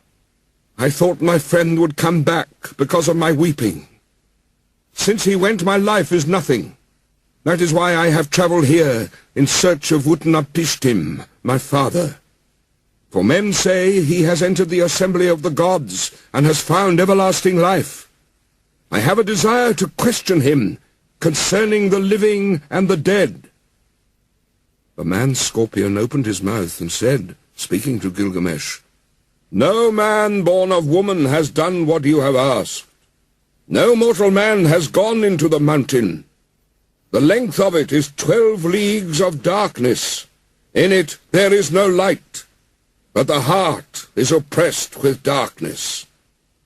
From the rising of the sun to the setting of the sun, there is no light." Gilgamesh said, "Although I should go in sorrow and in pain, with sighing and with weeping, still I must go. Open the gate of the mountain." And the man-scorpion said, "Go, Gilgamesh. I permit you to pass through the mountain of Mashu, and through the high ranges. May your feet carry you safely home. The gate of the mountain is open." When Gilgamesh heard this, he did as the man-scorpion had said. He followed the sun's road to his rising through the mountain. When he had gone 1 league, the darkness became thick around him, for there was no light. He could see nothing ahead and nothing behind him. After 2 leagues, the darkness was thick, and there was no light. He could see nothing ahead and nothing behind him. After 3 leagues, the darkness was thick, and there was no light. He could see nothing ahead and nothing behind him. After 4 leagues, the darkness was thick, and there was no light. He could see nothing ahead and nothing behind him. At the end of 5 leagues, the darkness was thick, and there was no light. He could see nothing ahead and nothing behind him. At the end of 6 leagues, the darkness was thick, and there was no light. He could see nothing ahead and nothing behind him. When he had gone 7 leagues, the darkness was thick, and there was no light. He could see nothing ahead and nothing behind him. When he had gone 8 leagues, Gilgamesh gave a great cry, for the darkness was thick, and he could see nothing ahead and nothing behind him. After 9 leagues, he felt the north wind on his face, but the darkness was thick, and there was no light. He could see nothing ahead and nothing behind him. After 10 leagues, the end was near. After 11 leagues, the dawn light appeared. At the end of 12 leagues, the sun streamed out. There was the garden of the gods. All round him stood bushes bearing gems. Seeing it, he went down at once, for there was fruit of carnelian, with the vine hanging from it, beautiful to look at. Lapis lazuli leaves hung thick with fruit, sweet to see. For thorns and thistles there were hematite and rare stones, agate and pearls from out of the sea. While Gilgamesh walked in the garden by the edge of the sea, Shamash saw him, and he saw that he was dressed in the skins of animals, and ate their flesh. He was distressed, and he spoke and said, "No mortal man has gone this way before, nor will, as long as the winds drive over the sea." And to Gilgamesh he said, "You will never find the life for which you are searching." Gilgamesh said to glorious Shamash, "Now that I have toiled and strayed so far over the wilderness, am I to sleep and let the earth cover my head forever? Let my eyes see the sun until they are dazzled with looking. Although I am no better than a dead man, still let me see the light of the sun." Beside the sea she lives, the woman of the vine, the maker of wine. Siduri sits in the garden at the edge of the sea, with the golden bowl and the golden vats that the gods gave her. She is covered with a veil, and where she sits she sees Gilgamesh coming towards her, wearing skins, the flesh of the gods in his body, but despair in his heart, and his face like the face of one who has made a long journey. She looked, and as she scanned the distance, she said in her own heart, "Surely this is some felon. Where is he going now?" And she barred her gate against him with the crossbar, and shot home the bolt. But Gilgamesh, hearing the sound of the bolt, threw up his head and lodged his foot in the gate. He called to her, "Young woman, maker of wine, why do you bolt your door? What did you see that made you bar your gate? I will break in your door and burst in your gate." For I am Gilgamesh, who seized and killed the bull of heaven. I killed the watchman of the cedar forest. I overthrew Humbaba, who lived in the forest, and I killed the lions in the passes of the mountain." Then Siduri said to him, "If you are that Gilgamesh who seized and killed the bull of heaven, who killed the watchman of the cedar forest, who overthrew Humbaba that lived in the forest, and killed the lions in the passes of the mountain, why are your cheeks so starved, and why is your face so drawn? Why is despair in your heart, and your face like the face of one who has made a long journey? Yes, why is your face burned from heat and cold? And why do you come here, wandering over the pastures in search of the wind?" Gilgamesh answered her, "And why should not my cheeks be starved and my face drawn? Despair is in my heart, and my face is the face of one who has made a long journey. It was burned with heat and with cold. Why should I not wander over the pastures in search of the wind?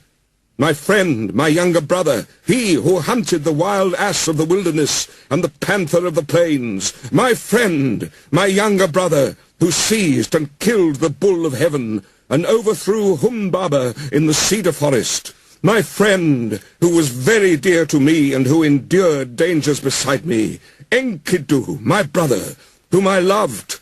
The end of mortality has overtaken him. I wept for him 7 days and nights, till the worm fastened on him. Because of my brother, I am afraid of death. Because of my brother, I stray through the wilderness and cannot rest. But now, young woman, maker of wine, since I have seen your face, do not let me see the face of death, which I dread so much." She answered, "Gilgamesh, where are you hurrying to? You will never find that life for which you are looking. When the gods created man, they allotted to him death, but life they retained in their own keeping. As for you, Gilgamesh, fill your belly with good things, day and night, night and day. Dance and be merry, feast and rejoice. Let your clothes be fresh, bathe yourself in water, cherish the little child that holds your hand, and make your wife happy in your embrace. For this, too, is the lot of man." But Gilgamesh said to Siduri, the young woman, "How can I be silent? How can I rest when Enkidu, whom I love, is dust? And I too shall die and be laid in the earth. You live by the seashore and look into the heart of it. Young woman, tell me now, which is the way to Utnapishtim, the son of Tutu? What directions are there for the passage? Give me, oh, give me directions. I will cross the ocean, if it is possible. If it is not, I will wander still farther in the wilderness." The winemaker said to him, "Gilgamesh, there is no crossing the ocean.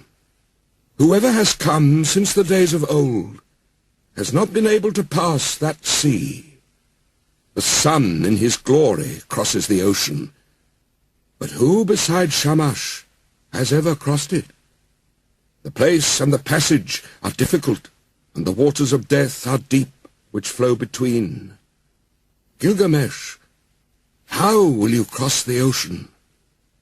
When you come to the waters of death, what will you do? But Gilgamesh, down in the woods you will find Ur-Shanabi, the ferryman of Utnapishtim.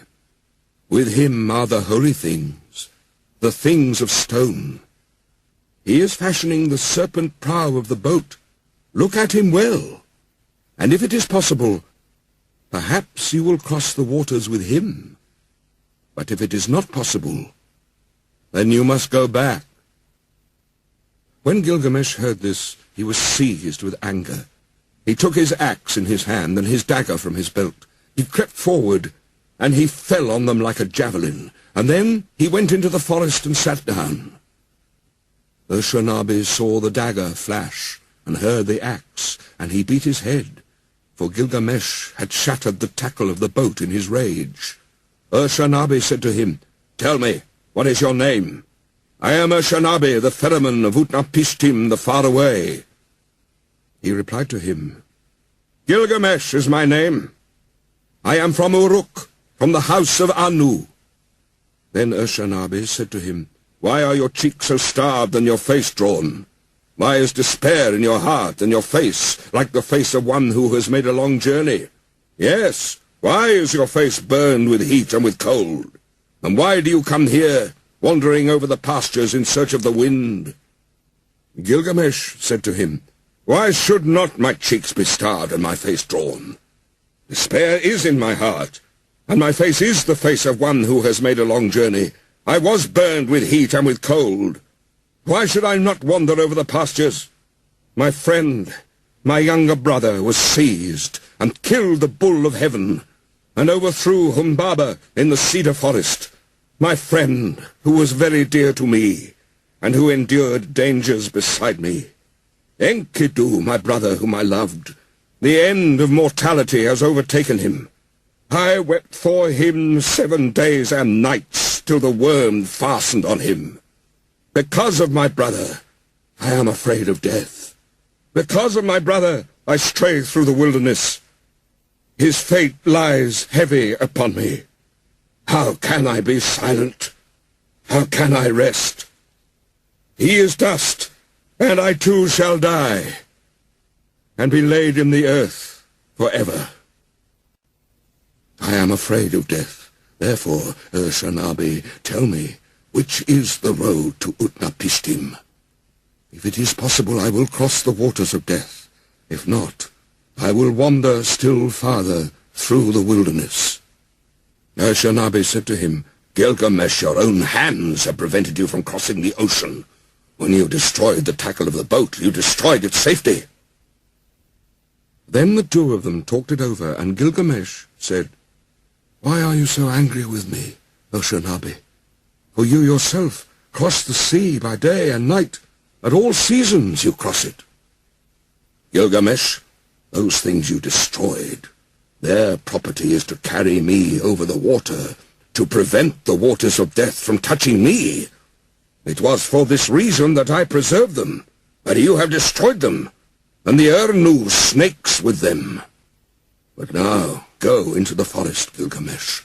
With your axe, cut poles 120, cut them 60 cubits long, paint them with bitumen, set on them ferrules, and bring them back." When Gilgamesh heard this, he went into the forest. He cut poles 120. He cut them 60 cubits long. He painted them with bitumen. He set on them ferrules, and he brought them to Ur-Shanabi. Then they boarded the boat, Gilgamesh and Ur-Shanabi together, launching it out on the waves of ocean. For 3 days they ran on, as it were a journey of a month and 15 days. And at last Ur-Shanabi brought the boat to the waters of death. Then Ur-Shanabi said to Gilgamesh, "Press on, take a pole and thrust it in, but do not let your hands touch the waters. Gilgamesh, take a second pole, take a third, take a fourth pole. Now, Gilgamesh, take a fifth, take a sixth and seventh pole. Gilgamesh, take an eighth and ninth, a 10th pole. Gilgamesh, take an 11th, take a 12th pole." After 120 thrusts, Gilgamesh had used the last pole. Then he stripped himself. He held up his arms for a mast, and his covering for a sail. So Ur-Shanabi the ferryman brought Gilgamesh to Utnapishtim, whom they call the Faraway, who lives in Dilmun, at the place of the sun's transit, eastward of the mountain. To him alone of men the gods had given everlasting life. Now Utnapishtim, where he lay at ease, looked into the distance, and he said in his heart, musing to himself, Why does the boat sail here, without tackle and mast? Why are the sacred stones destroyed? And why does the master not sail the boat? The man who comes is none of mine. Where I look, I see a man whose body is covered with skins of beasts. Who is this who walks up the shore behind Ushanabi? For surely he is no man of mine. So Utnapishtim looked at him and said, What is your name, you who come here, wearing the skins of beasts, with your cheeks starved and your face drawn? Where are you hurrying to now? For what reason have you made this great journey, crossing the seas whose passage is difficult? Tell me the reason for your coming. He replied, Gilgamesh is my name. I am from Uruk, from the house of Anu. Then Utnapishtim said to him, If you are Gilgamesh, why are your cheeks so starved and your face drawn? Why is despair in your heart, and your face like the face of one who has made a long journey? Yes, why is your face burned with heat and cold? And why do you come here, wandering over the wilderness in search of the wind? Gilgamesh said to him, Why should not my cheeks be starved, and my face drawn? Despair is in my heart, and my face is the face of one who has made a long journey. It was burned with heat and with cold. Why should I not wander over the pastures? My friend, my younger brother, who seized and killed the bull of heaven, and overthrew Humbaba in the cedar forest, my friend who was very dear to me, and endured dangers beside me, Enkidu, my brother, whom I loved, the end of mortality has overtaken him. I wept for him 7 days and nights, till the worm fastened on him. Because of my brother, I am afraid of death. Because of my brother, I stray through the wilderness. His fate lies heavy upon me. How can I be silent? How can I rest? He is dust, and I shall die also, and be laid in the earth forever. Again Gilgamesh said, speaking to Utnapishtim, It is to see Utnapishtim, whom we call the Far Away, that I have come this journey. For this I have wandered over the world. I have crossed many difficult ranges. I have crossed the seas. I have wearied myself with travelling. My joints are aching, and I have lost acquaintance with sleep, which is sweet. My clothes were worn out before I came to the house of Siduri. I have killed the bear and hyena, the lion and panther, the tiger, the stag and the ibex, all sorts of wild game and the small creatures of the pastures. I ate their flesh and I wore their skins, and that was how I came to the gate of the young woman, the maker of wine, who barred her gate of pitch and bitumen against me. But from her I had news of the journey. So then I came to Ushanabi the ferryman, and with him I crossed over the waters of death. O Father Utnapishtim, you who have entered the assembly of the gods, I wish to question you concerning the living and the dead. How shall I find the life for which I am searching? Utnapishtim said, There is no permanence.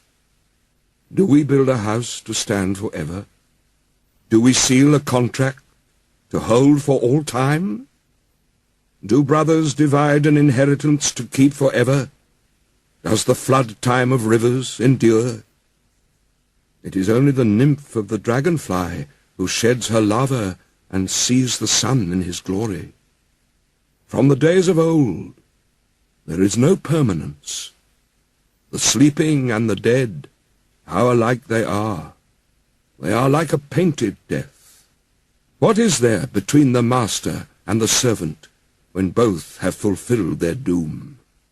When the Anunnaki, the judges, come together, and Mamatun, the mother of destinies, together they decree the fates of men. Life and death they allot, but the day of death they do not disclose. Then Gilgamesh said to Utnapishtim the faraway, I look at you now, Utnapishtim, and your appearance is no different from mine. There is nothing strange in your features. I thought I should find you like a hero prepared for battle. But you lie here, taking your ease on your back. Tell me truly, how was it that you came to enter the company of the gods, and to possess everlasting life? Utnapishtim said to Gilgamesh, I will reveal to you a mystery. I will tell you a secret of the gods. You know the city, Sharupak. It stands on the banks of Euphrates. That city grew old, and the gods that were in it were old. There was Anu, lord of the firmament, their father, and warrior Enlil, their counselor, Ninurta, the helper, and Ennugi, watcher over canals. And with them also was Ea. In those days the world teemed, the people multiplied, the world bellowed like a wild bull, and the great god was aroused by the clamour. Enlil heard the clamour, and he said to the gods in council, The uproar of mankind is intolerable, and sleep is no longer possible by reason of the babel. So the gods agreed to exterminate mankind. Enlil did this, but Ea, because of his oath, warned me in a dream. He whispered their words to my house of reeds, Reed house, wall, O wall, hearken, reed house, wall, reflect. O man of Sharupak, son of Ubaratutu, tear down your house, and build a boat, abandon possessions, and look for life. Despise worldly goods, and save your soul alive. Tear down your house, I say, and build a boat. These are the measurements of the bark, as you shall build her. Let her beam equal her length. Let her deck be roofed like the vault that covers the abyss. Then take up into the boat the seed of all living creatures. When I had understood, I said to my lord, Behold, what you have commanded I will honor and perform. But how shall I answer the people, the city, the elders? Then Ea opened his mouth and said to me, his servant, Tell them this. I have learnt that Enlil is wrathful against me. I dare no longer walk in his land, nor live in his city. I will go down to the gulf to dwell with Ea, my lord. But on you he will rain down abundance, rare fish, and shy wild fowl, a rich harvest tide. In the evening the rider of the storm will bring you wheat in torrents. In the first light of dawn, all my household gathered round me. The children brought pitch, and the men whatever was necessary. On the 5th day I laid the keel and the ribs, then I made fast the planking. The ground space was 1 acre. Each side of the deck measured 120 cubits, making a square. I built 6 decks below, 7 in all. I divided them into 9 sections with bulkheads between. I drove in wedges where needed. I saw to the punt poles and laid in supplies. The carriers brought oil in baskets. I poured pitch into the furnace, and asphalt and oil. More oil was consumed in caulking, and more again the master of the boat took into his stores. I slaughtered bullocks for the people, and every day I killed sheep. I gave the shipwrights wine to drink, as though it were river water, raw wine and red wine and oil and white wine. There was feasting then, as there is at the time of the New Year's festival. I myself anointed my head. On the 7th day, the boat was complete. Then was the launching, full of difficulty. There was shifting of ballast above and below, till 2/3 was submerged. I loaded into her all that I had of gold and of living things, my family, my kin, the beast of the field, both wild and tame, and all the craftsmen. I sent them on board, for the time that Shamash had ordained was already fulfilled, when he said, "In the evening, when the rider of the storm sends down the destroying rain, enter the boat and batten her down." The time was fulfilled. The evening came. The rider of the storm sent down the rain. I looked out at the weather, and it was terrible. So I too boarded the boat and battened her down. All was now complete, the battening and the caulking. So I handed the tiller to Pazur-Amuri, the steersman, with the navigation and the care of the whole boat. With the first light of dawn, a black cloud came from the horizon. It thundered within, where Adad, lord of the storm, was riding. In front, over hill and plain, Shulat and Hanish, heralds of the storm, led on. Then the gods of the abyss rose up. Nergal pulled out the dams of the nether waters. Ninurta, the warlord, threw down the dikes, and the 7 judges of hell, the Anunnaki, raised their torches, lighting the land with their livid flame. A stupor of despair went up to heaven, when the god of the storm turned daylight to darkness, when he smashed the land like a cup. One whole day the tempest raged, gathering fury as it went. It poured over the people like the tides of battle. A man could not see his brother, nor the people be seen from heaven. Even the gods were terrified at the flood. They fled to the highest heaven, the firmament of Anu. They crouched against the walls, cowering like curs. Then Ishtar, the sweet-voiced queen of heaven, cried out like a woman in travail, "Alas! The days of old are turned to dust, because I commanded evil. Why did I command this evil in the council of all the gods? I commanded wars to destroy the people, but are they not my people? For I brought them forth. Now, like the spawn of fish, they float in the ocean." The great gods of heaven and of hell wept. They covered their mouths. For 6 days and 6 nights the winds blew. Torrent and tempest and flood overwhelmed the world. Tempest and flood raged together like warring hosts. When the 7th day dawned, the storm from the south subsided, the sea grew calm, the flood was stilled. I looked up the face of the world, and there was silence. All mankind was turned to clay.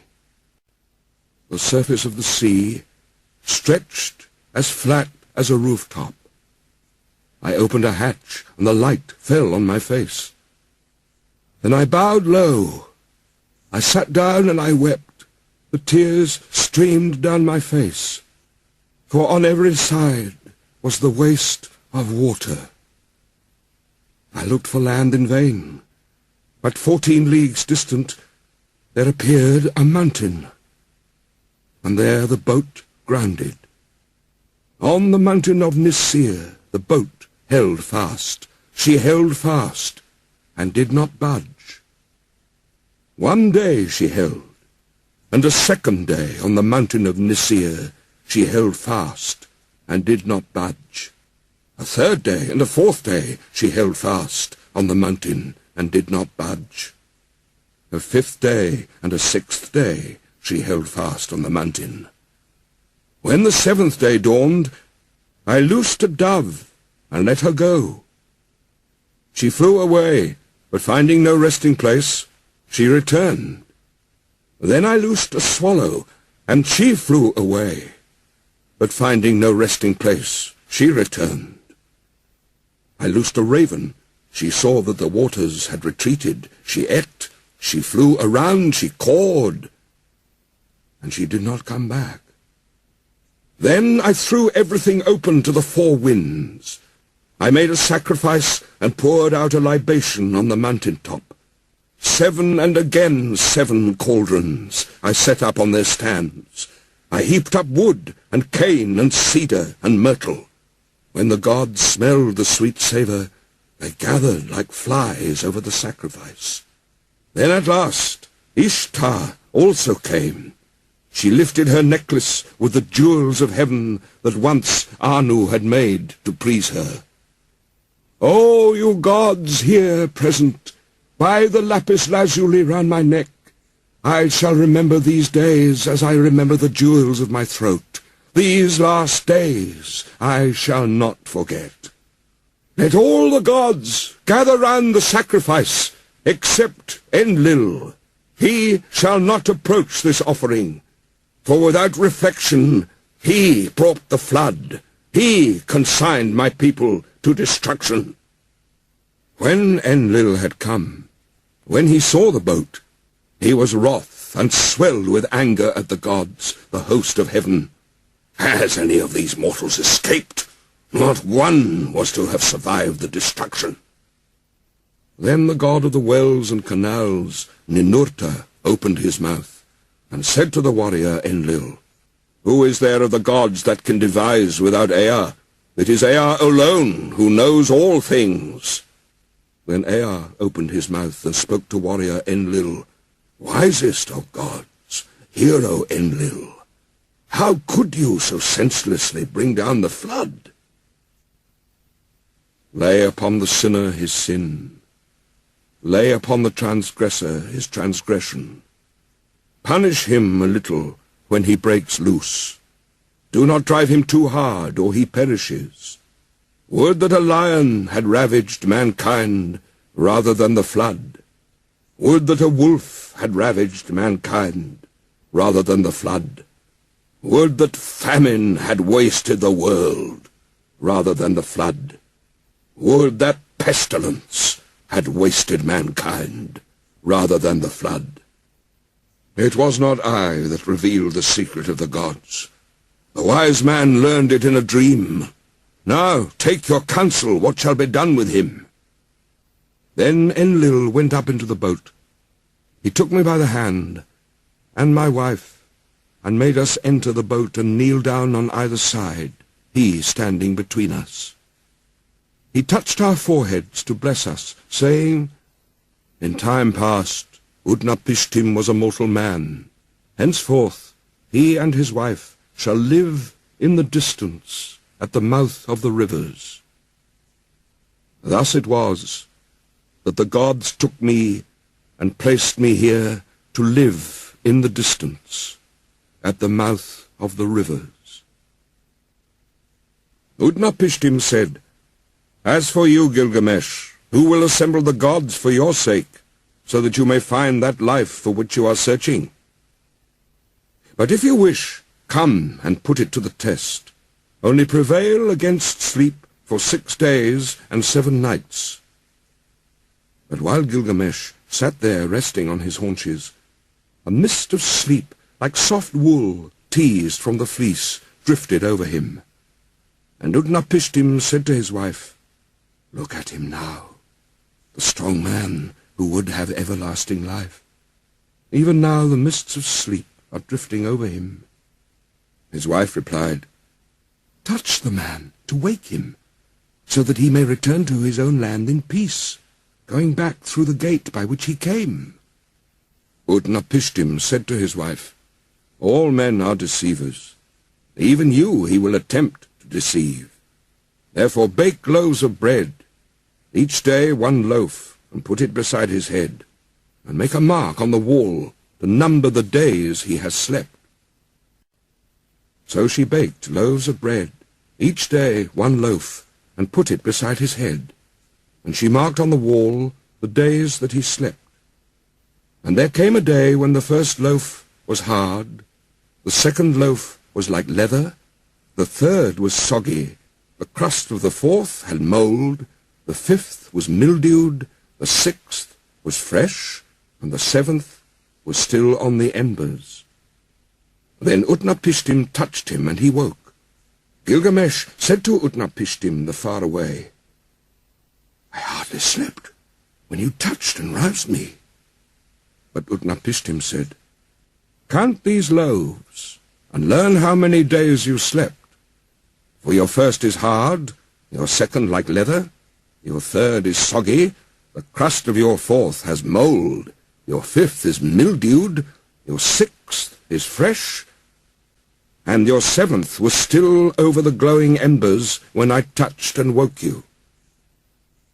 Gilgamesh said, "What shall I do, O Utnapishtim? Where shall I go? Already the thief in the night has hold of my limbs. Death inhabits my room. Wherever my foot rests, there I find death." Then Utnapishtim spoke to Ur-Shanabi the ferryman.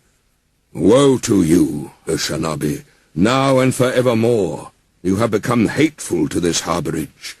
It is not for you nor for you are the crossings of this sea. Go now, banished from the shore. But this man before whom you walked, bringing him here, whose body is covered with foulness, and the grace of whose limbs has been spoiled by wild skins, take him to the washing place. There he shall wash his long hair clean as snow in the water. He shall throw off his skins, and let the sea carry them away. And the beauty of his body shall be shown. The fillet on his forehead shall be renewed, and he shall be given clothes to cover his nakedness. Till he reaches his own city, and his journey is accomplished, these clothes will show no sign of age. They will wear like a new garment." So Ur-Shanabi took Gilgamesh and led him to the washing place. He washed his long hair as clean as snow in the water. He threw off his skins, which the sea carried away, and showed the beauty of his body.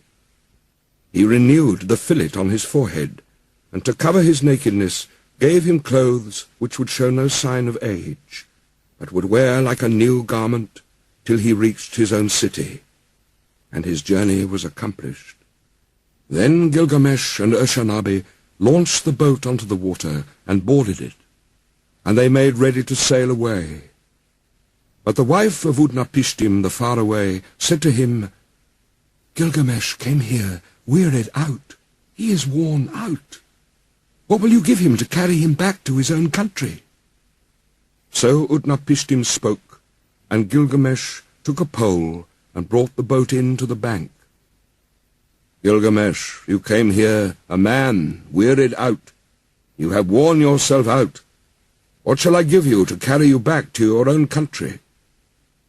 "Gilgamesh, I shall reveal a secret thing. It is a mystery of the gods that I am telling you. There is a plant that grows under the water. It has a prickle like a thorn, like a rose. It will wound your hands, but if you succeed in taking it, then your hands will hold that which restores his lost youth to a man." When Gilgamesh heard this, he opened the sluices so that a sweet water current might carry him out to the deepest channel. He tied heavy stones to his feet, and they dragged him down to the waterbed. There he saw the plant growing. Although it pricked him, he took it in his hands. Then he cut the heavy stones from his feet, and the sea carried him and threw him onto the shore.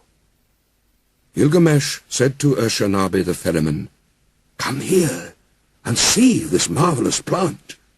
By its virtue, a man may win back all his former strength.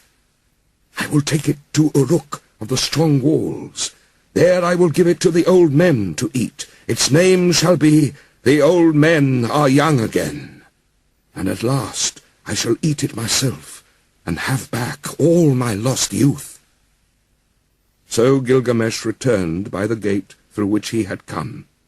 Gilgamesh and Ur-Shanabi went together. They travelled their 20 leagues, and then they broke their fast.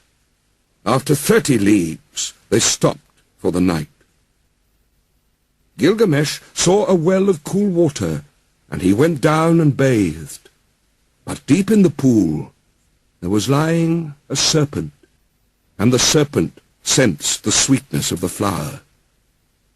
It rose out of the water and snatched it away, and immediately it sloughed its skin and returned to the well. Then Gilgamesh sat down and wept.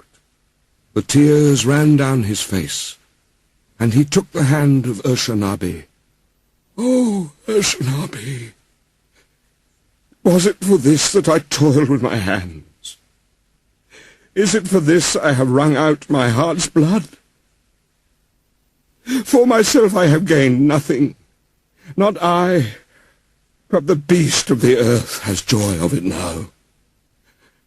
Already the stream has carried it 20 leagues back to the channels where I found it. I found a sign, and now I have lost it. Let us leave the boat on the bank and go." After 20 leagues, they broke their fast. After 30 leagues, they stopped for the night. In 3 days they had walked as much as a journey of a month and 15 days. When the journey was accomplished, they arrived at Uruk, the strong-walled city.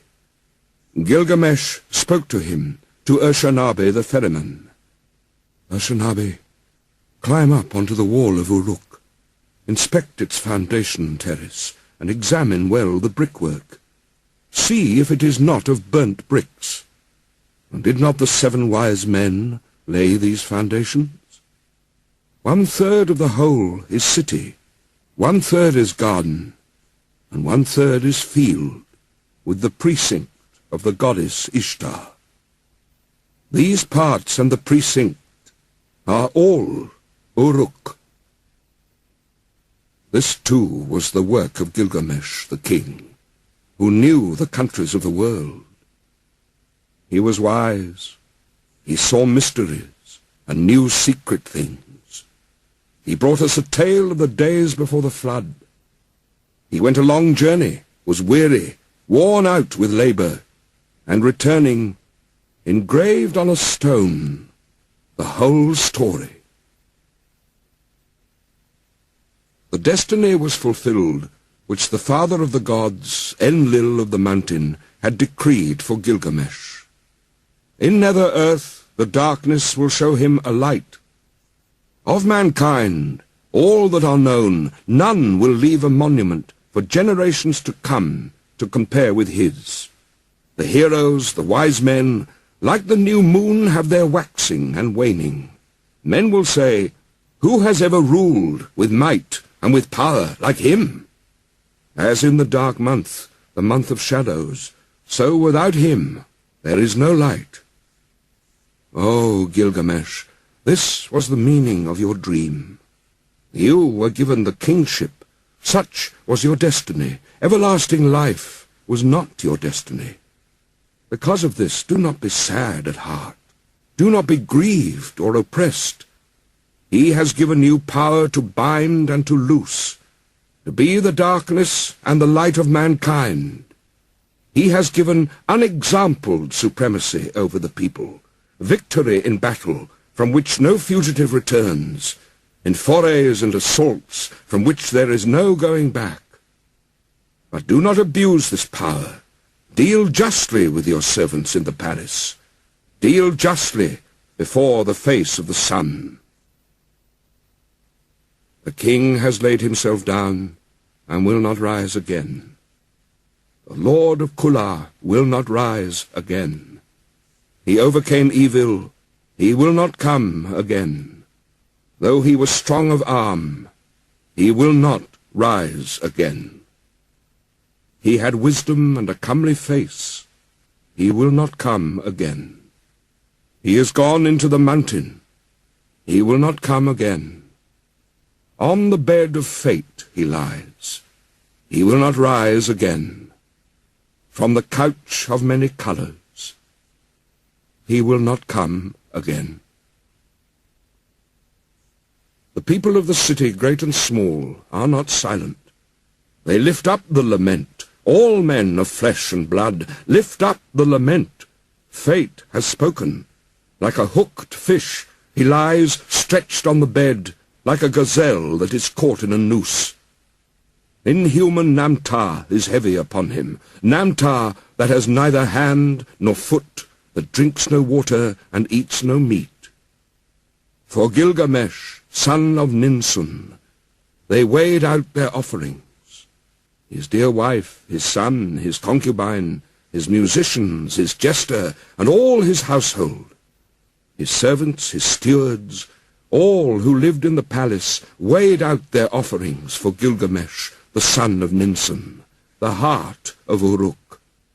They weighed out their offerings to Ereshkigal, the queen of death, and to all the gods of the dead. To Namtar, who is fate, they weighed out the offering. Bread for Neti, the keeper of the gate. Bread for Ningizida, the god of the serpent, the lord of the tree of life. For Damuzai also, the young shepherd. For Enki and Ninki. For Endukuga and Nindukuga. For Enmul and Ninmul, all the ancestral gods, forebears of Enlil. A feast for Shulpi, the god of feasting. For Samukan, god of the herds, for the mother Ninhusag, and the gods of creation in the place of creation, for the host of heaven, priest and priestess, weighed out the offering of the dead. Gilgamesh, the son of Ninsun, lies in the tomb. At the place of offerings, he weighed the bread offering. At the place of libation, he poured out the wine. In those days, the Lord Gilgamesh departed, the son of Ninsun, the king, peerless, without an equal among men, who did not neglect Enlil his master. O Gilgamesh, Lord of Kulab, great is thy praise.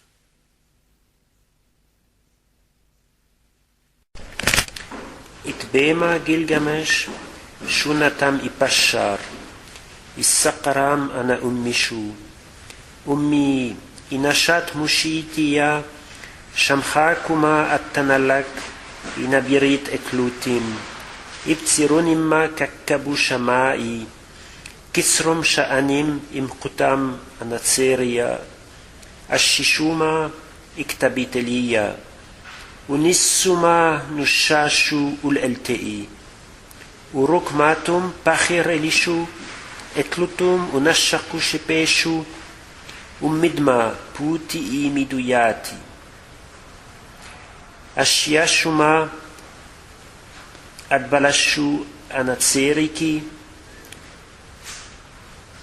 Ummi Gilgamesh mudeyat kalama, Issakaram ana Gilgamesh. Minde Gilgamesh shakimakati inatseri walidma, Urabbishu shadu, Tammar shuma takhaddu atta, Etlutum unashaku shepeshu, Teddirashuma tatarashu anatseriya, Tseriya.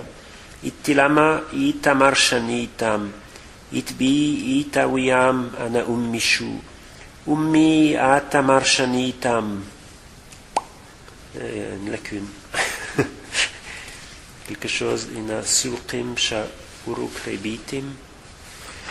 Khatsinu nadima, elishu pahru, Khatsinuma shani bunushu, Amurshuma akhtadu anaku, Aramshuma kima ashatim, Akhabbub elshu, Elqeshuma ashtakanshu ana akhiya.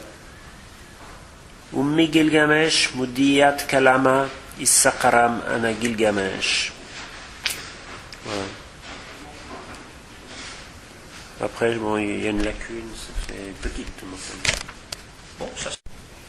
Itbema Gilgamesh, Shunatam Ipashar, Izakaram ana umishu, Umi inashat mushitiya, Shamchakuma, Atannalak ina birit etlutim, Ibzirunimma kakabu shamai, Kitzrum sha'anim imkutam anatseriya, Ashishumma iktabit eliya, Unisumma nushashu ul-eltei, Urukmatum pachir elishu, Etlutum unashaku shepishu, Umidma puti imidu yati, Ashiyashuma atbalashu anatseriki, Umi Gilgamesh mudet kalamma, Izakaram ana Gilgamesh. Minde Gilgamesh shakimakati, Inatseri iwalidma urabishu shadu, تمرشما تخدوآتا يتلوتو مناشكو شبيشو تدراشما تتراشو أناتسرية إتلما إتامر شنيتم إتبي إتوام أنا أميشو أمي أتامر شنيتم إن سكيم شأورك ربيتم خצינו נדימה אלישו פחרו חצינומה שאני בונושו אמורשומה אך תדו ענקו הרמשומה כמעשתים אחבו באלשו אלקשומה אשתקנשו אנכיה ומגילגמש מודת כלמה איזק רמנה גילגמש אשום ושתמחרו איתיקה גילגמש שונת מפשר אין קידואשי מחר חרימתים ורתמו כללון צרם עם תאשי אש